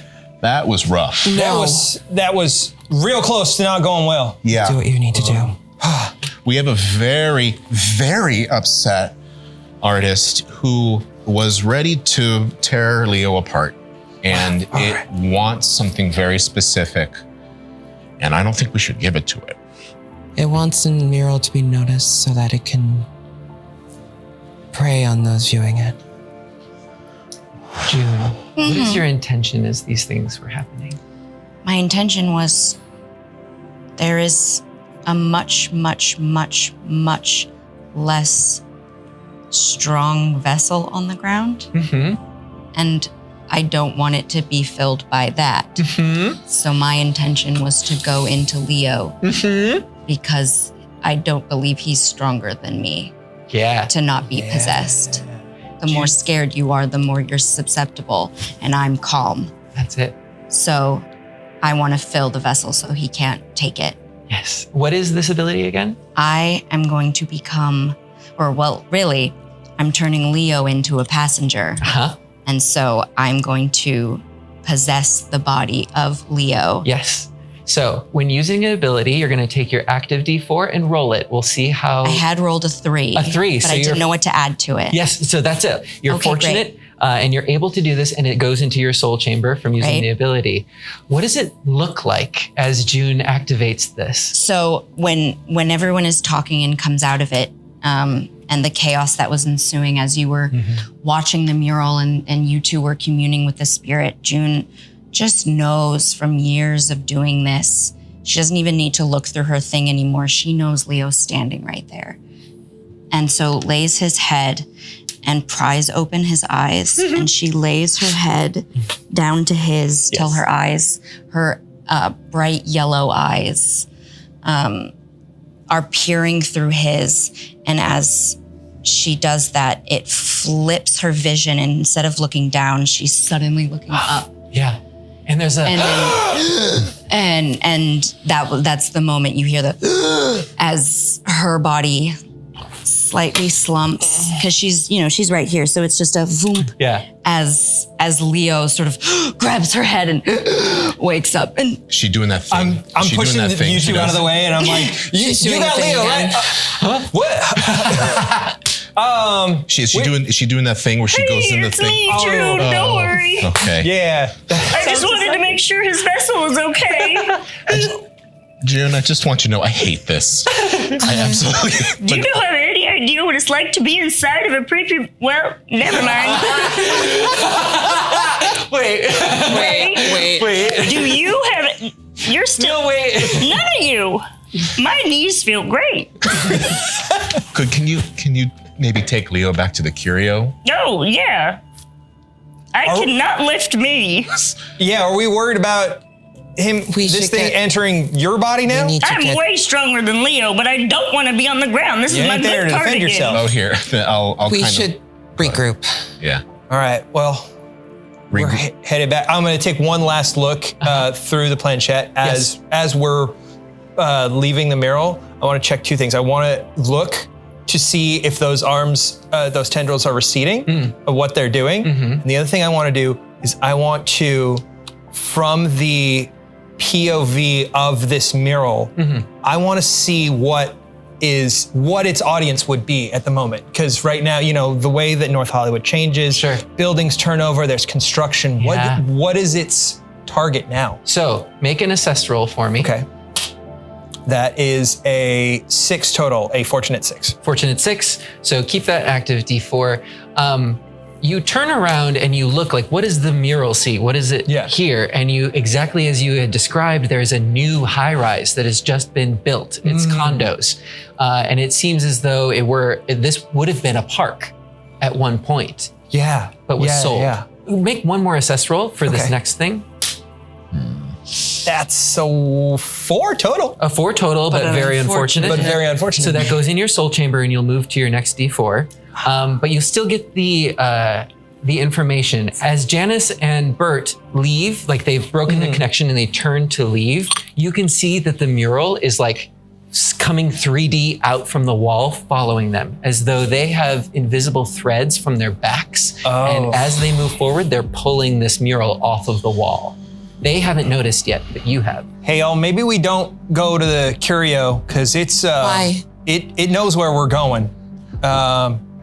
Like it's following us? I'm gonna turn back and look through my planchette. As you look through the planchette, now you can see there is a thin string, much like you see with connections, connecting both Bert and Janice to this mural. And now that it's been pointed out, you can see that sort of melting, warping effect, as though it were coming off the wall itself. Like as a canned response, I just start trying to physically grab whatever it is behind me. I'm like, fuck you, man. Make an assess roll for me. Yeah. I have an idea. I love it when you have ideas, Leo. June, I love you so much. I love you too. I want you to go back to your body so badly. I do too, but I can't because this young man is far too vulnerable. He hasn't had the years of practice. Does he have a is the paint following this young man as well? Yes. Dang it. That means I gotta stay in here for the full 30. I'm sorry, June. Unfortunately. Unfortunately. All that character work, and now you're just. Yes. It's okay. My voice sounded too much like Eleanor. I'm at a fortunate 5. A fortunate 5. Fortunate 5. I'm gonna say that you're trying to hit this thing that doesn't really exist. Get off! But in your experience as an Omenser, you know that if you were to sacrifice one of your SP, you can enhance your fists to be able to do damage to a spiritual entity. Okay. Ooh. Okay. It is risky though, because the lower your SP, the more vulnerable you are to possession yourself. Okay. All right, gang. I feel like we have 2 options. I either get real physical with this guy here because he's really pissing me off, or we try to change the attitude, I guess. I have an idea. Can I look through the planchette and pull out from my pack a paintbrush and start on the mural or on a different wall? Or on the mural. I'm gonna start painting over it. Make an act roll for me. This Oh is my such gosh. a bad idea. Yes, but she's painting again. Yeah, but he doesn't seem to. As she does that, I'm going to move to sort of intercept whatever presence is inevitably coming towards her, and I'm going to attempt to use shared tranquility. Okay, so using an ability, you're still gonna spend your active D4. Go ahead and roll that and see what we get. 3. So it's fortunate. And then this goes into your soul chamber. Can you describe the ability again? It is to pacify or change the emotion. Yes. And I'm hoping that what I can do is use it to kind of influence this the mural spirit? The mural spirit, yeah, to kind of have an understanding of this kind of like new transformative version of the mural that is being created.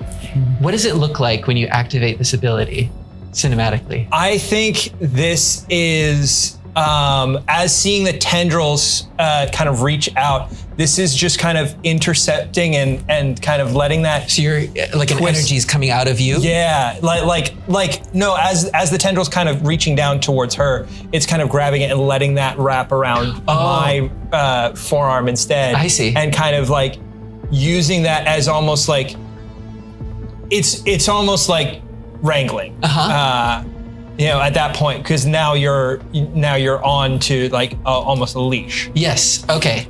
Make one more roll for me, and this will be an act roll. I got an unfortunate 3. An unfortunate 3, so that doesn't go into your soul chamber, but unfortunate does. It's 2. And unfortunate, that's not a good enough roll to beat what you were going for. No. So I was gonna try and use sketch over it, but so with that, you're able to paint and to do something. What do you make? I think so. This thing wants to be viewed. It wants to be seen. It wants offerings. I can think of nothing worse than to make it nothing. So it's just white paint. Unfortunately, as you spread this white paint over the mural, it seems to bleed unlike any material you've worked with before. It's making its own form as soon as it leaves your brush. And so the more you try to cover it, the more it just morphs into something else. Okay, that didn't work. It's not working. A fortunate 5. A fortunate 5. You're able to extend your calming aura, this tranquil presence out to this thing. And as she's trying to cover it up, you can feel this like rankling as though it's She's not trying to whitewash you. It's additive. It's no. It's totally fine. It's absolutely additive. Yeah, it's a collaboration is what it is. You are able to pacify it in a sense that it loses its connection with you, but it still seems to be connected to Bert. So okay, yeah, I think Real quick, Yeah. June, Yeah. make an assess roll for me. You can use your stats instead of Leo's. Okay. Thank God. That's a 4. Oh, nice. Very fortunate. Okay, and then your assess. 4 plus 3. 7. So with that, you feel where you are in Leo's body that Leo has like an ability or two, but nothing to where you guys are at. Sure. But there's something else there that draws your attention to your original body. And then you get a flash of a spider. It is a large arachnid with these spindly legs, and it just flashes in your mind as though you're getting a vision from one of Leo's abilities, but you're not quite sure what it is or what it means. You're looking back towards your body, and you have a feeling that it's connected in some way. Bert, what is your intention in this moment? I think Bert's first response is to sever that connection. Nice. Because I think is what it is. So you're going to be spending one of your soul points. Yeah. So in the temporary, you can put your new total. Right. Just so you can keep track of your overall total. Absolutely. And I will allow you to narrate this however you'd like, but essentially you're imbuing your limbs with your soul to be able to interact or sever spiritual connections. Yeah, I think it gets a bit of a golden glow just up to the forearm at this point. And I think what Bert does is he reaches behind himself and grabs it and basically ramps it, pulls it, and goes, "Not today, asshole!" Nice. And I just yank it, and I feel it like as the weight pulls, it just snaps for a second. Yeah. Well, we'll see. Go ahead and make an act roll for me. Okay. I have a unfortunate 5. Unfortunate 5. So that goes into your soul chamber. Right. But you are able to pull on this connection. You physically can touch it. Yeah. You just can't quite. Okay. It's like It's the way tensile stronger strength than I is thought. wild on this thing. Got it. And I will say, you only imbued 1 soul point, and so that's about how strong you are mechanically. And So am I still holding on to it at this stage? Like, At am I this point, still yes. tug-of-warring with this thing? At this Nobody point? else, unless they're looking through the planchette, can see the actual string. But Understood. yes, it looks like Bert is fighting something. Can I drop the paintbrush because clearly that's not working? I want to look over at Bert, see that he's struggling, and use another one of my abilities. I'm going to grab your arm and use my creative possession ability, point of contact, to transfer SP to you. Yes. So you will make a roll. This will also be going into your soul chamber, but the number that you roll is the max amount of SP that you can transfer to the other person. Okay. 4. Nice. I will give you all 4. Yeah, I feel it rush inside of me, and I give You get bonus SP. So in your temp, you get 3 bonus because you above your healed that total? one. Yes. It's sort of like this is a weird thing. It's like a rush of warmth, almost like as if you got like a blood transfusion. Like your body is warming, your muscles are pumping, like, and it feels like just dipping into a warm bath, like a rush of warm energy from her that like fades. Now, Janice, this does have a consequence in that you lose those 4 soul points. And how does that manifest? How can we see that with her? There is this sort of like outline, this ring of light that surrounds her, almost like a misty with sort of like when you use your power, your detection power. And it's sort of like rises off her skin, the hairs on her arms raise, and they enter you, the sort of mist. And her skin gets a little bit grayer. Her eyes get a little bit dull and glassy. It's like blood leaves her lips. She gets very, very ashen. What did you do? Give you a boost. Thank you. Thank you. Bert, would you like to try again with this I boost? think I'm going to use the gifts that's been given to me, and I'm going to put 4 into it. Yes. So you're going to add 4 to this roll, but you're still going to make an act roll. Okay. And then how many D4s are left in your Forma, the earworm, was Yes. that something that is global, including me, or was that just my teammates? It can include you, the bonus. All right. So I'm going to look If at you can hear it. 4 and then 5 for that. Oh, wow. Plus my act of 3. Nice. So yeah, you got this in the bag, kinda. And I have a fortunate very high number. It was actually be 6, 7, 8, 9, 10, 11. Describe for me how you sever this completely. Yeah, I feel what probably happens is I initially just overcompensated. My poor teenage testosterone thought I could handle this, right? So I pull on it, and then Janice puts her hand on me, and I feel this warm rush, and I calm down, and I just take a hold of it and just instead of tugging on it, just slowly pull on it, and I feel my whole body shake as I kind of give you a look again, just this thank you. You can do it. And then I just keep pulling it. It kind of takes a lot longer than it should, but I think how it manifests is for a single moment. There's like a little bit of a, like the wall just shakes for a quick moment. But it's a low.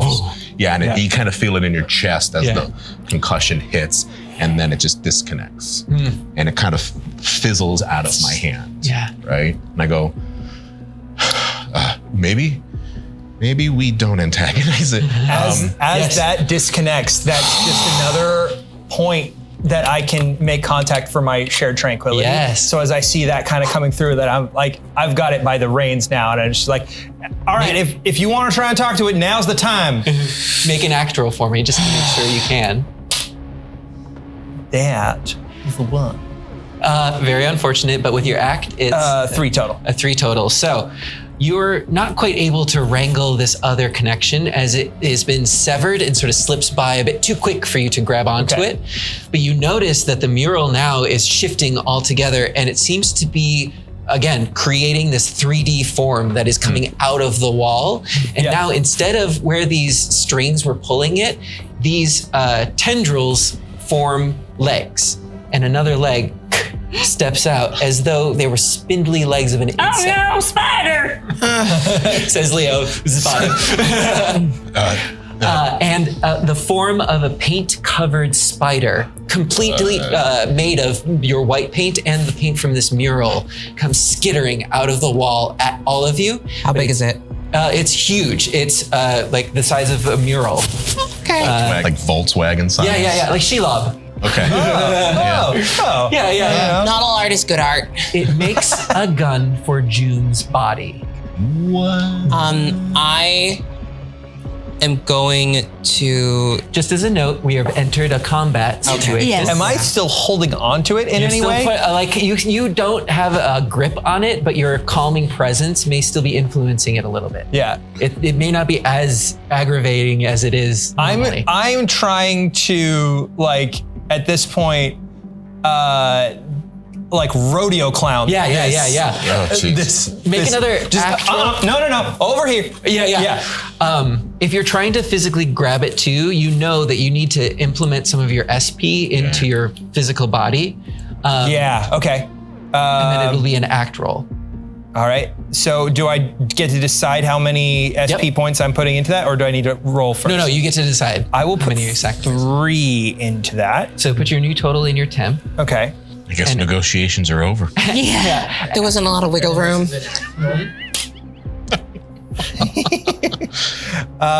So that is 7 total. 7 total. But that is a 2.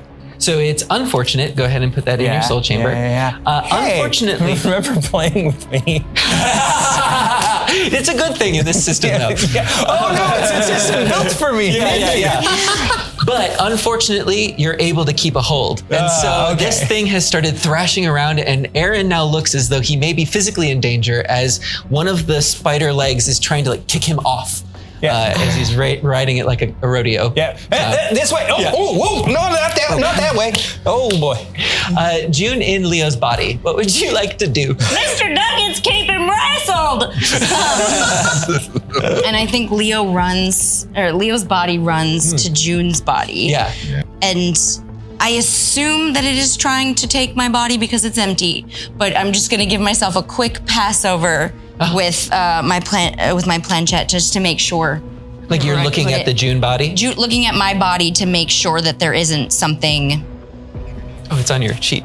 Oh, thank you. Yes. That there isn't something, because it didn't immediately try to go into Leo. It talked, but it is trying to immediately go into me. So seeing if there's something on me, I had a vision of spider to me. Just see if there's something off about my body that seems to be making it shiny other than it's an empty vessel. Gotcha. Make an assess roll for me. Okay. And just to verify, if it's a fortunate success, it still goes in the chamber, right? If it's an ability that you rolled. Great. Okay, that's a 3. And then 6 total. So that does not go in your soul chamber. Great. That's the next one. You keep that active.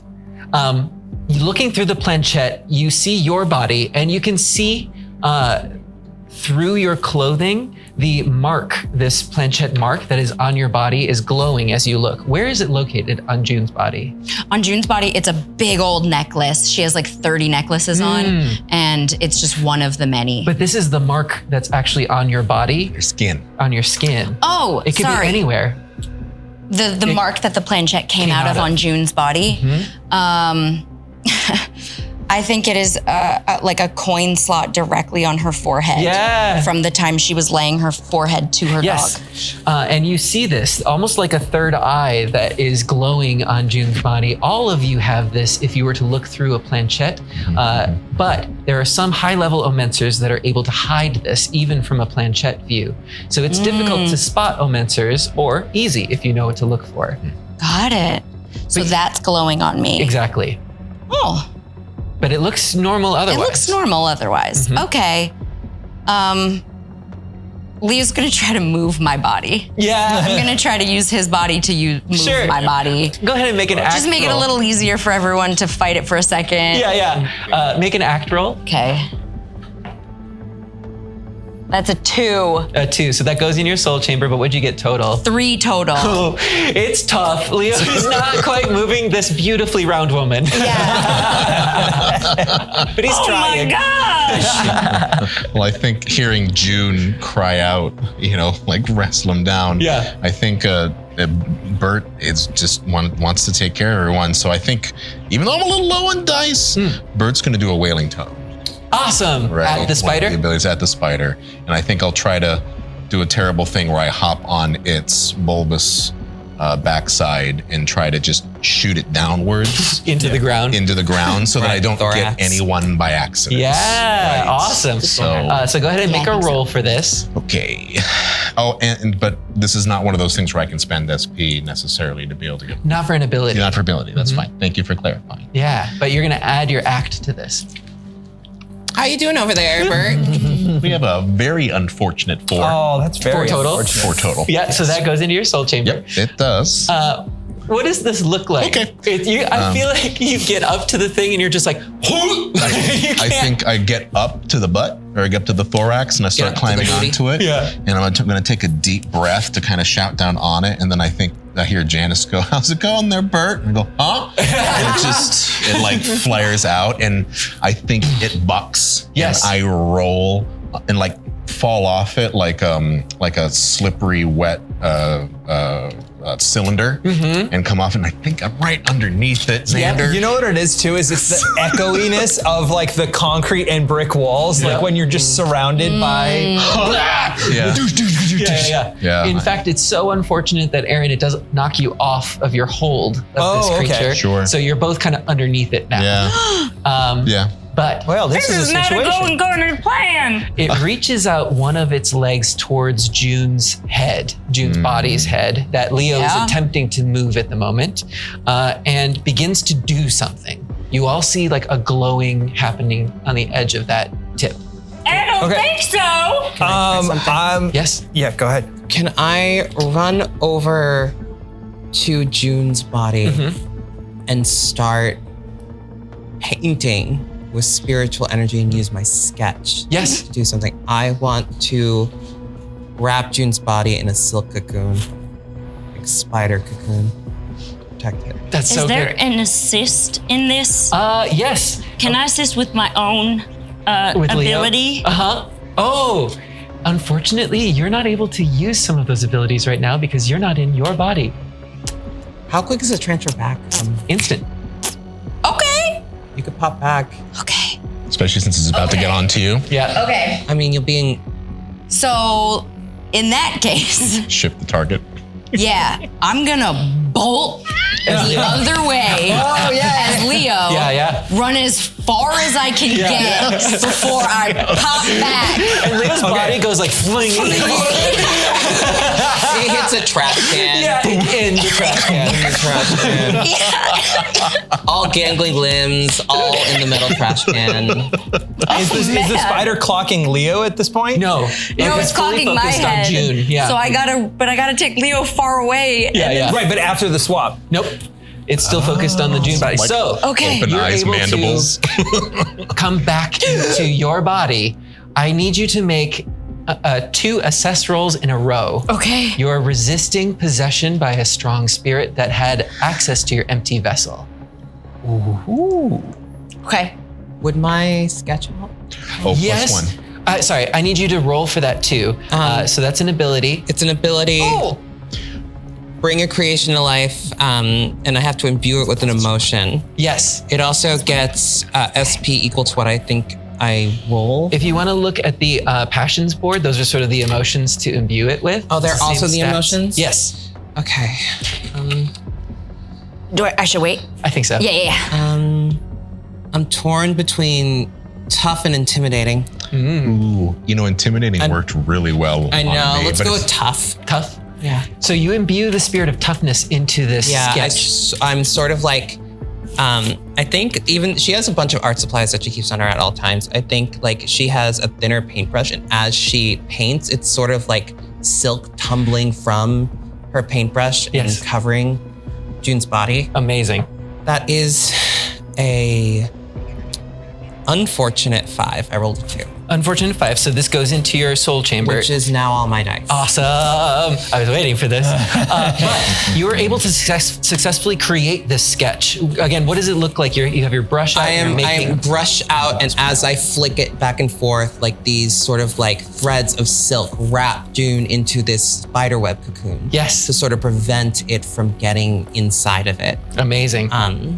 So I'm going to say with that toughness aspect to it as well, June, you can remove one of the assess rolls as an automatic success. It has protected you against this invading spirit, but you still have one more assess roll to make. I rolled them both. Oh, what did you get? I got a 4 on the first one, which gives me a total. This is an assess roll. Assess. So 4, 5, 6, 7, 8 for earworm for the first assess roll.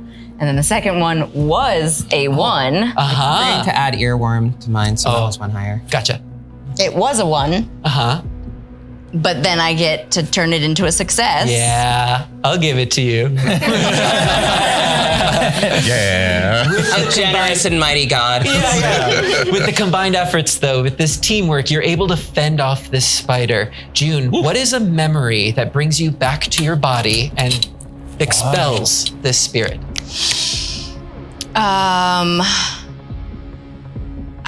I think because it is attacking my face. Instead of the searing pain, like immediately as she enters her body, she feels the searing pain of the invasion on her mind, and the splitting headache it immediately gives her, and it shoots her back to a time when she had a very high fever. Yeah. And sort of that lapping intrusion turns into her dog licking her forehead, and instead of it being painful, it becomes soft and wet and sweet. And then she can open her eyes and she feels whole in herself and is not being touched anymore. But you are surrounded in this cocoon. It's a bit unsettling, but it feels like a protective energy around you. It is kind of nice. We're gonna pause here for a second because one of our characters has to go soul searching. Oh boy. In world, this is a quick thing that happens. Your character kind of goes unconscious for a bit and then comes back, but we're gonna find out what happens. I would like you to choose one of your passions. This is what you're going to be focusing on and could potentially gain the next level of abilities in. Why is this happening? She has spent all 5 of her D4s. Yeah. They all went to jail? They all went to jail. Oh, wow. I think empathic creation. Empathic creation. Awesome. So go ahead and take a look at your soul chamber. Now, what you're looking for are matching numbers. These are numbers that you've rolled in the past. So a lot of them will be 1s or 2s. But if you've cast some abilities, there may be 3s or 4s. You can either take what you have now or take a randomization and re-roll all of them and take the results. Do all the matching doubles count? Yes, but there are different things that happen on whether you get 2 pairs, 1 pair, 3 of a kind, 4 of a kind, or 5 of a kind, which is the rarest. I have 2 pairs. I have 2 3s and 2 2s. Would you like to keep that or randomize and roll all of them? I think I'll keep.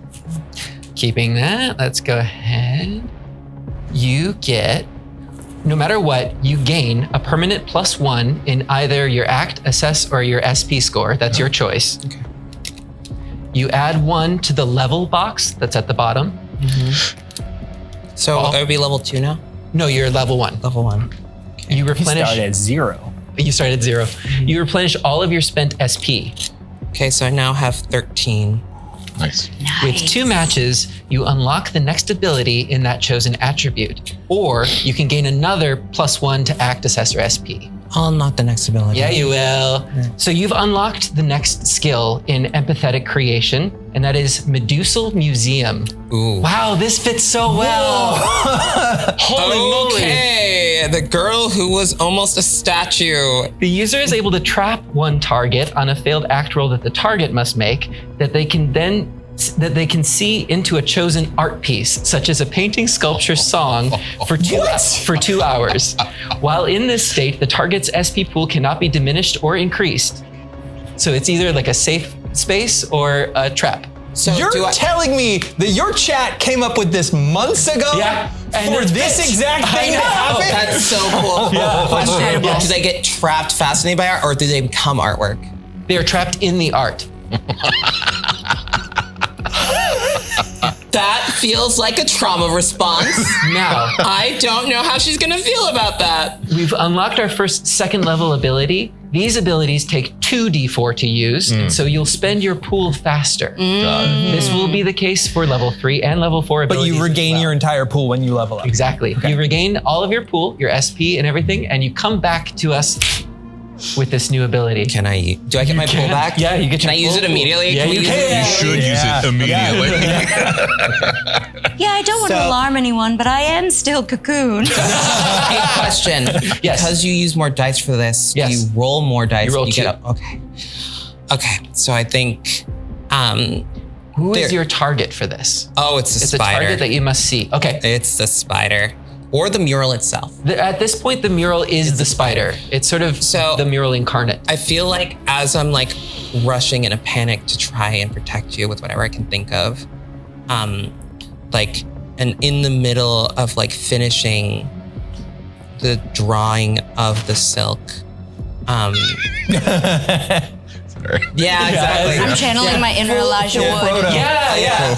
There's a dissociative moment where like, have you ever gotten really, really hungry or like really close to fainting where it feels like your body's about to drop? Yeah. Yes. There's that moment and everything goes black for a second. And then there's just these bright bursts of color, like when you press against your eyes with your clothes.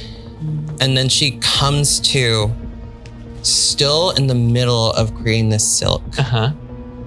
And there is like a rage in her eyes. She points it at the spider. And I think she starts to draw. Yeah. And what she draws is a giant cup. A giant cup to close the spider off. Exactly. And yeah, so what does this look like? You sketch this out and it expands? It's like she draws in miniature what happens to scale based on her it's mind. happening at the same time. And it starts with the outline and then goes into like the highlights on the air. Like there's like these floating bubbles of like light that come from her paintbrush and then like do the highlights of the cup. And then it just sort of pops into existence with like a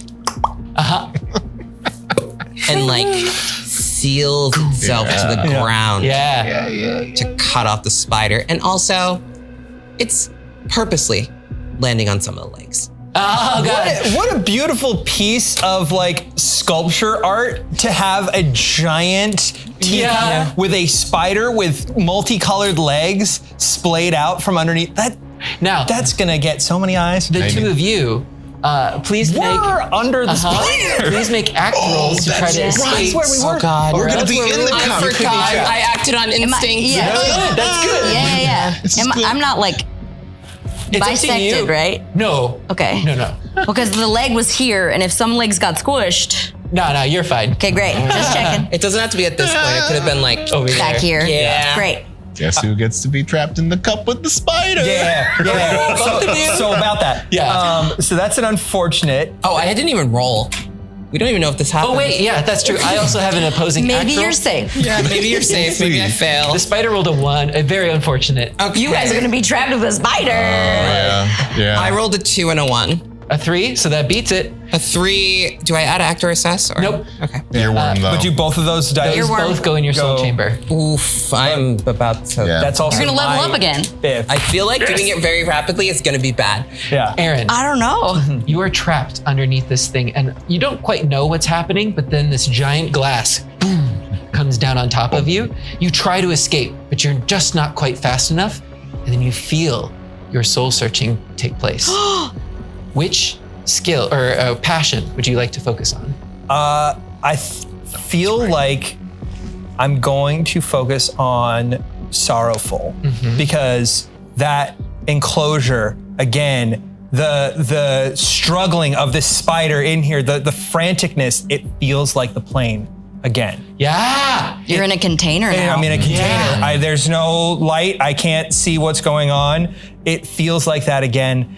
And I think I want to, I'm gonna focus on sorrowful. So you had sorrowful mutation. I did. The second level ability is identity theft. Oh! The user is able to fully transform their body into a replication of a target as long as they are in possession of a personal effect from said target, such as a piece of hair, a vial of sweat, tears or blood, etc. Only more potion. Become an equal spider and fight. The user is able to preserve their sense of self, but before long, it begins to dissolve. If left in the disguise for over 1 day, the identity completely takes over and the user no longer exists. What? Oh, dark-sided. Oh my gosh, Xander. I'm just thinking of someone that has used that ability so many times they never remember who they are. Like, I like wanna a really make a messed up character version of so Doctor Who. sad. That'd be so good. This is like- just They like forgot what they I'm look sorry. like or what they were like. Oh my That gosh. was a bit great. out of order. I forgot to ask how many matches you had, or if you'd like to randomize. I do have 2 1s and 2 2s. Okay, so that's exactly what you needed. Yeah. You unlock the next level of ability. You can either get that or an additional +1. I'll take that. You gotta. Yeah. You gotta. Yeah. In addition, you gain a permanent +1 to either your act assess or your SP score. SP's replenished and your dice pool is replenished. Got it.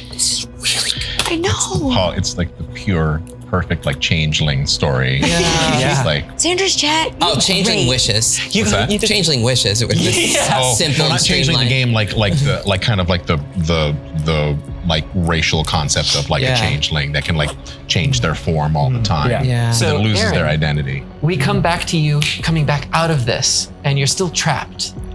What is your intention in this moment? I think there's an interpretation of the fact that this. I wonder. Can I? Probably. I'm going to try and use the fact that this spider's legs are out of the cup Yeah. to my advantage, and I want to use the first level ability mutation, which lets me sculpt a target creature's features. Yeah. And essentially create not very structurally strong, not something that they can use, but whatever piece is underneath the cup there, that is just going to extend and essentially become like a farm jack to lift lifting the cup that up. one corner of the cup. Amazing. So that we can get out. Yes, so you're using a level 1 ability, which is your 1d4. Roll it to see how fortunate you are. Unfortunate. Unfortunately, you're successful though, and you're able to manipulate the sketch that she had made. And you are able to making some art of your own. Contort this thing. I saw that said sculpt, and I was like, this is gonna have to come into play at some point. Yeah. But you are able to create an opening that you can scurry through. Yeah. And you do. Yeah, and if I can, I'm taking Bert with me. Oh, great. Bert went down as well too.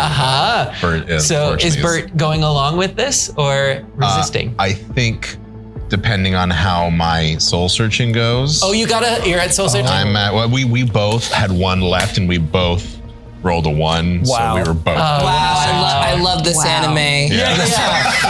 So the cover growth is arc, open. sudden explosive growth. Yeah, exactly. This time on Omenthesys. That's all I want. It was trained. That's all I want. Yeah. They don't have to train. They can do whatever they need to. Omenthesys. It goes there. Just had to push beyond my limits. Aaron, you're pulling Bert along, but Bert has gone slack as he goes soul searching very quickly. You gain +1 in either act, assess, or your SP pool. You get your SP back, and both of you add level 1 to your level box. How close are you? I think I've been doing it right, but I got 3 dice left. That's okay. Yeah. You've been rolling well. I've been rolling well, I think.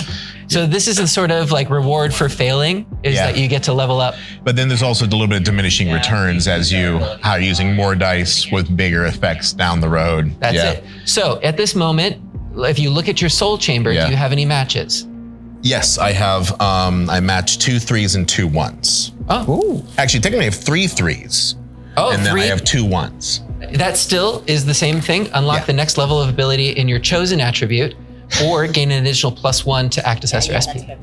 I think I would like to upgrade Wailing Tone. Because again, this will depend on if I'm going to be purposely drug out or if we're going to do a parting shot as we escape the cup. So this is your intimidating desecration. Intimidating desecration. Yes. And your level 2 ability is emotional outburst. Oh, now you sound like me in high school. Yep. Condenses a particular. Felt it coming before you said it. Bert trans confirmed. Anyway. Yes, here we go. The user condenses a particularly strong emotion into a volatile explosion that bursts with supernatural energy away from their body with extreme force. All entities within 20 feet must make a successful act roll to dodge or take 2d4 points of damage. The user also suffers 1d4 points of SP damage. Oh, let's do this. SP is also our health, yeah? Yep. Let's do this, baby. Okay, I'm gonna get my pool back. And I think something happens while Bert is kind of in shock underneath this spider. When I do that soul searching, I think I come back to the fire for a moment in which I'm sitting there at the bottom of the stairs and the fires are coming around and I can hear my parents like upstairs calling for me. And I have this moment where I'm in such shock and there's such fear and I pause and I sit there and I don't do anything.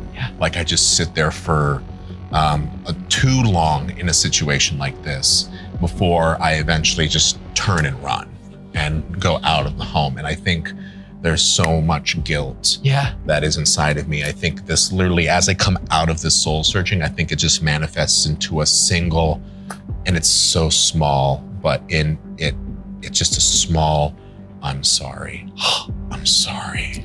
And in that tiny word, boom, it just goes out. So, I have on the spider, you're assuming you got out. Are you shutting the cup behind you? I was gonna try and drag Bert with me, but it seems like that might not. Well, as you have contact with him, something happens. He comes to. Do you try to wrench yourself away, or are you just letting this happen, Bert? You feel this coming on, like something's happening. Yes, something's happening. I think I even for a moment, I think I just look at you, Aaron, and give you that look like, get away from me. Like, you try to say that, but all that comes out and all that you hear is, I'm sorry. Yeah. I'm sorry. I don't let go of him for that. No. That's like, no, buddy, you're fine. Like it happens to the best of us. Yeah. Oh, you meant So this spider spirit is going to try to make an act roll to dodge this, but you're spending 2 of your D4 for my this D4. ability since it's level 2. Right. And you can go ahead and roll those. Yes. And add to both of them? Yep. Okay. So do both dice or add my total act to the entire number? To the entire number. To the entire number. But both of them will go in your soul chamber. Okay, copy. So I have a fortunate, because I'm using the best number out of the results. Yep. So I have a fortunate 9. Nice. It only got a fortunate 3. Okay. You do 2d4 points of damage, and you also take 1d4 points to your SP. Absolutely. Let me know how much you do. Absolutely, I do. The 2d4 is going to be 7 Haha. to it. Yes. And the damage that's going to be done to me is 3. 3. So go ahead and take that from your SP. Describe what this looks like as this force goes off. Also, you take 7 damage. Oh, all It's right. any entities within 20 feet. Yeah. Not physical sure is. entities, not just spirits. Yeah. Okay. Any others? No, because No it's one else? contained within this glass. Oh. It's amazing. You see this burst, pow! But it's in this cup itself, and only a little bit gets out underneath where it's been like tucked under. I feel like outside of it, it's like, you know, when you like people play like glasses, like, it's just a really loud ping, but like if it was a sonic boom, like Yeah. So is that what it looks like? So Aaron, I think it is what it is. Is I look at you and I try to say get out, but all that comes out is I'm sorry, and then you just feel like this big push, and I think it hits you against the side of the cup, and as the small sculpt that you've made to hold it is also blown away in the same moment. Yeah. And I don't know, does it get rid of the spider? Does the spider? It seems as though it's powerful enough to dissolve this spider body. So I think then maybe to make this even more dramatic is I'm sorry, and then the glass shatters. At It's the same too much time. for your magic to contain. It just, I think the whole thing just explodes out, and But I will say it contained the force so that you two don't take damage. Great. absolutely. Just shards of glass. Shards of glass. But it's all supernatural glass. It's magic. So It's it magic. fades away. It just glitters down on us. once the spell is broken and the drawing is broken, I think it just starts to crumble. Yes. And all of you see that this spider spirit is now gone. Instead, if any of you were to look through your planchettes, which I assume some of you do, Yeah, we're not bright. you now see a soul, a Well, my last spirit, name is. much like you would have with Fenley or with Leo. But this one, however, is an artist with a shock of blonde hair and vests covered in paint splatters. It seems as though they are the one that had created this and had been trapped here somehow. If anyone would like to communicate with this spirit, the passion board is there, and it seems less dangerous now than previously. Probably me, right? It's all you. So you, I wouldn't mind a few words. would you like to let her out? I fully believe that when that glass shattered, so did yours. Like it just unraveled, it just unraveled my magic. Sure. I was just having a Ladies, snooze. please. Janice and June. Okay. Janice, and June. you bring out your Resident planchette. little bookshop. I think I'm borderline unconscious at this point. Yeah. Absolutely. So this will just be one planchette, and both of you can put a finger I'm on just there. there like, I have friends that do rodeo that they would have been embarrassed by that. You are trying to connect with this spirit that you saw through the planchette. What question would you like to ask it at this moment? Are you gonna say sorry? Oh, you asked the question. Yes. It moves a bit, and then what did you land on? That was thoughtful. That's Thoughtful. me. Do either of you have thoughtful as you receive this connection, this image in your mind from the spirit, and you can see him happy. This was in the 90s, as far as you can tell, somebody who is spending time out here building community, creating art so that others could share. And then you see that time lapse again of it gets ignored. This person that created this artist passes away mysteriously, and then nobody pays any further attention. But it's because there was unfinished business. You feel the thoughtfulness of this artist. What can we do to help you? And I mean it this time. It moves a bit. Here. What does it land on? Passive. Do either of you have a passive connection? No. I do, but I'm not connected. Both of you are released from the connection. And you see briefly, even without the planchette, a grateful spirit fade and lift. You feel as though you've helped this spirit move on, complete its unfinished business, and you can tell them you're watching. You see them. You see their art. I have an idea. What's your idea? Get one of your cute cell phones out. Okay. We'll put it on social media. Oh, That's the answer. honestly, not a bad idea though. Yeah. That's a great idea. Yeah. You should share it with Twitch and YouTube. I mean, We'll make prints. Really, all we need to do is say there's this hot vintage Instagram background you can go and see. Yeah. I could do one of those side street, like on the corner, print vending, so we can just sell it on the street. You can return to your seats, but as you take this photo, what does the mural now look like that you post to social media?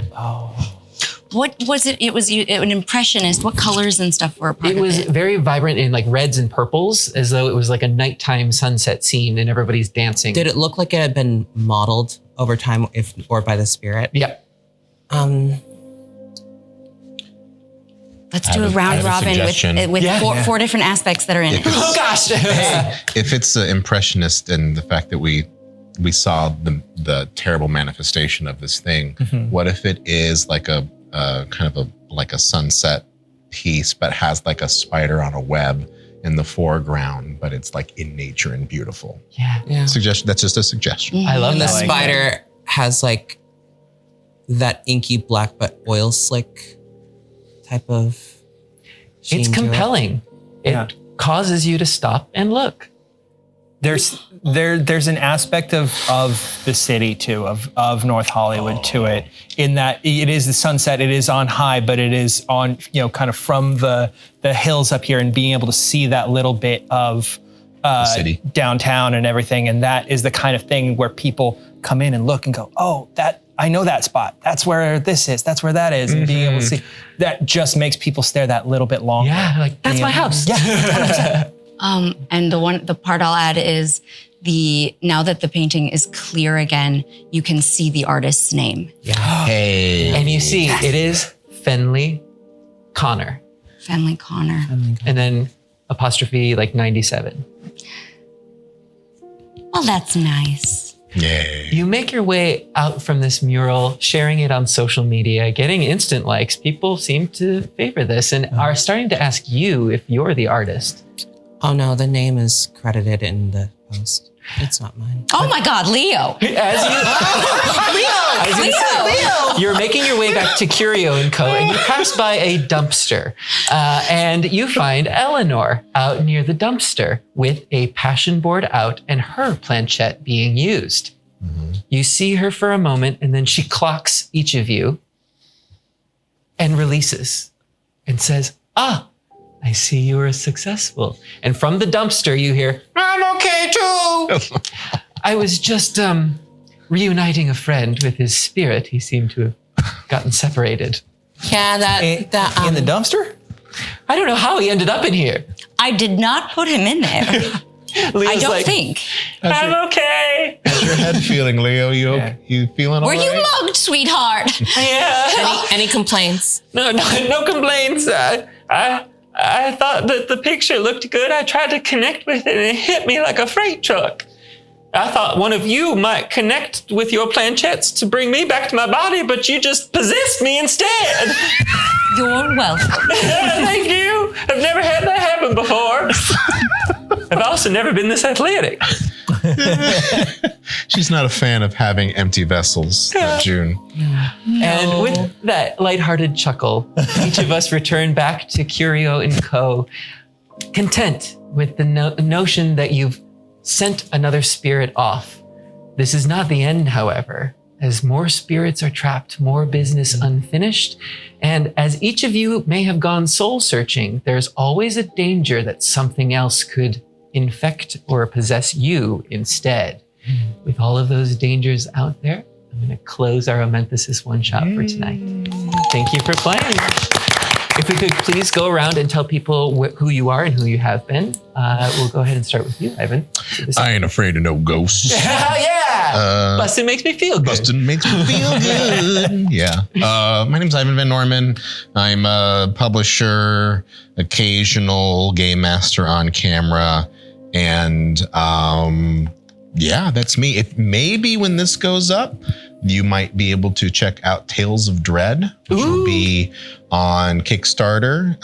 Basically, we're taking a very deeply immersive game of Dread, which will also be on Ghostlight here shortly as well too. Allegedly. And then, but yeah, we're going to be taking the Kickstarter. It's going to have full set, full costumes, big immersive elements inside of it. Please check it out because it's a passion project of mine, and we need your help to get funded. Sweet. I'm Joey Rassool. I played Aaron today, and I'm usually on that side of the camera. So hi, everybody. But yeah, amazingly fun to play with everybody, and I can't wait to do it again. Yeah.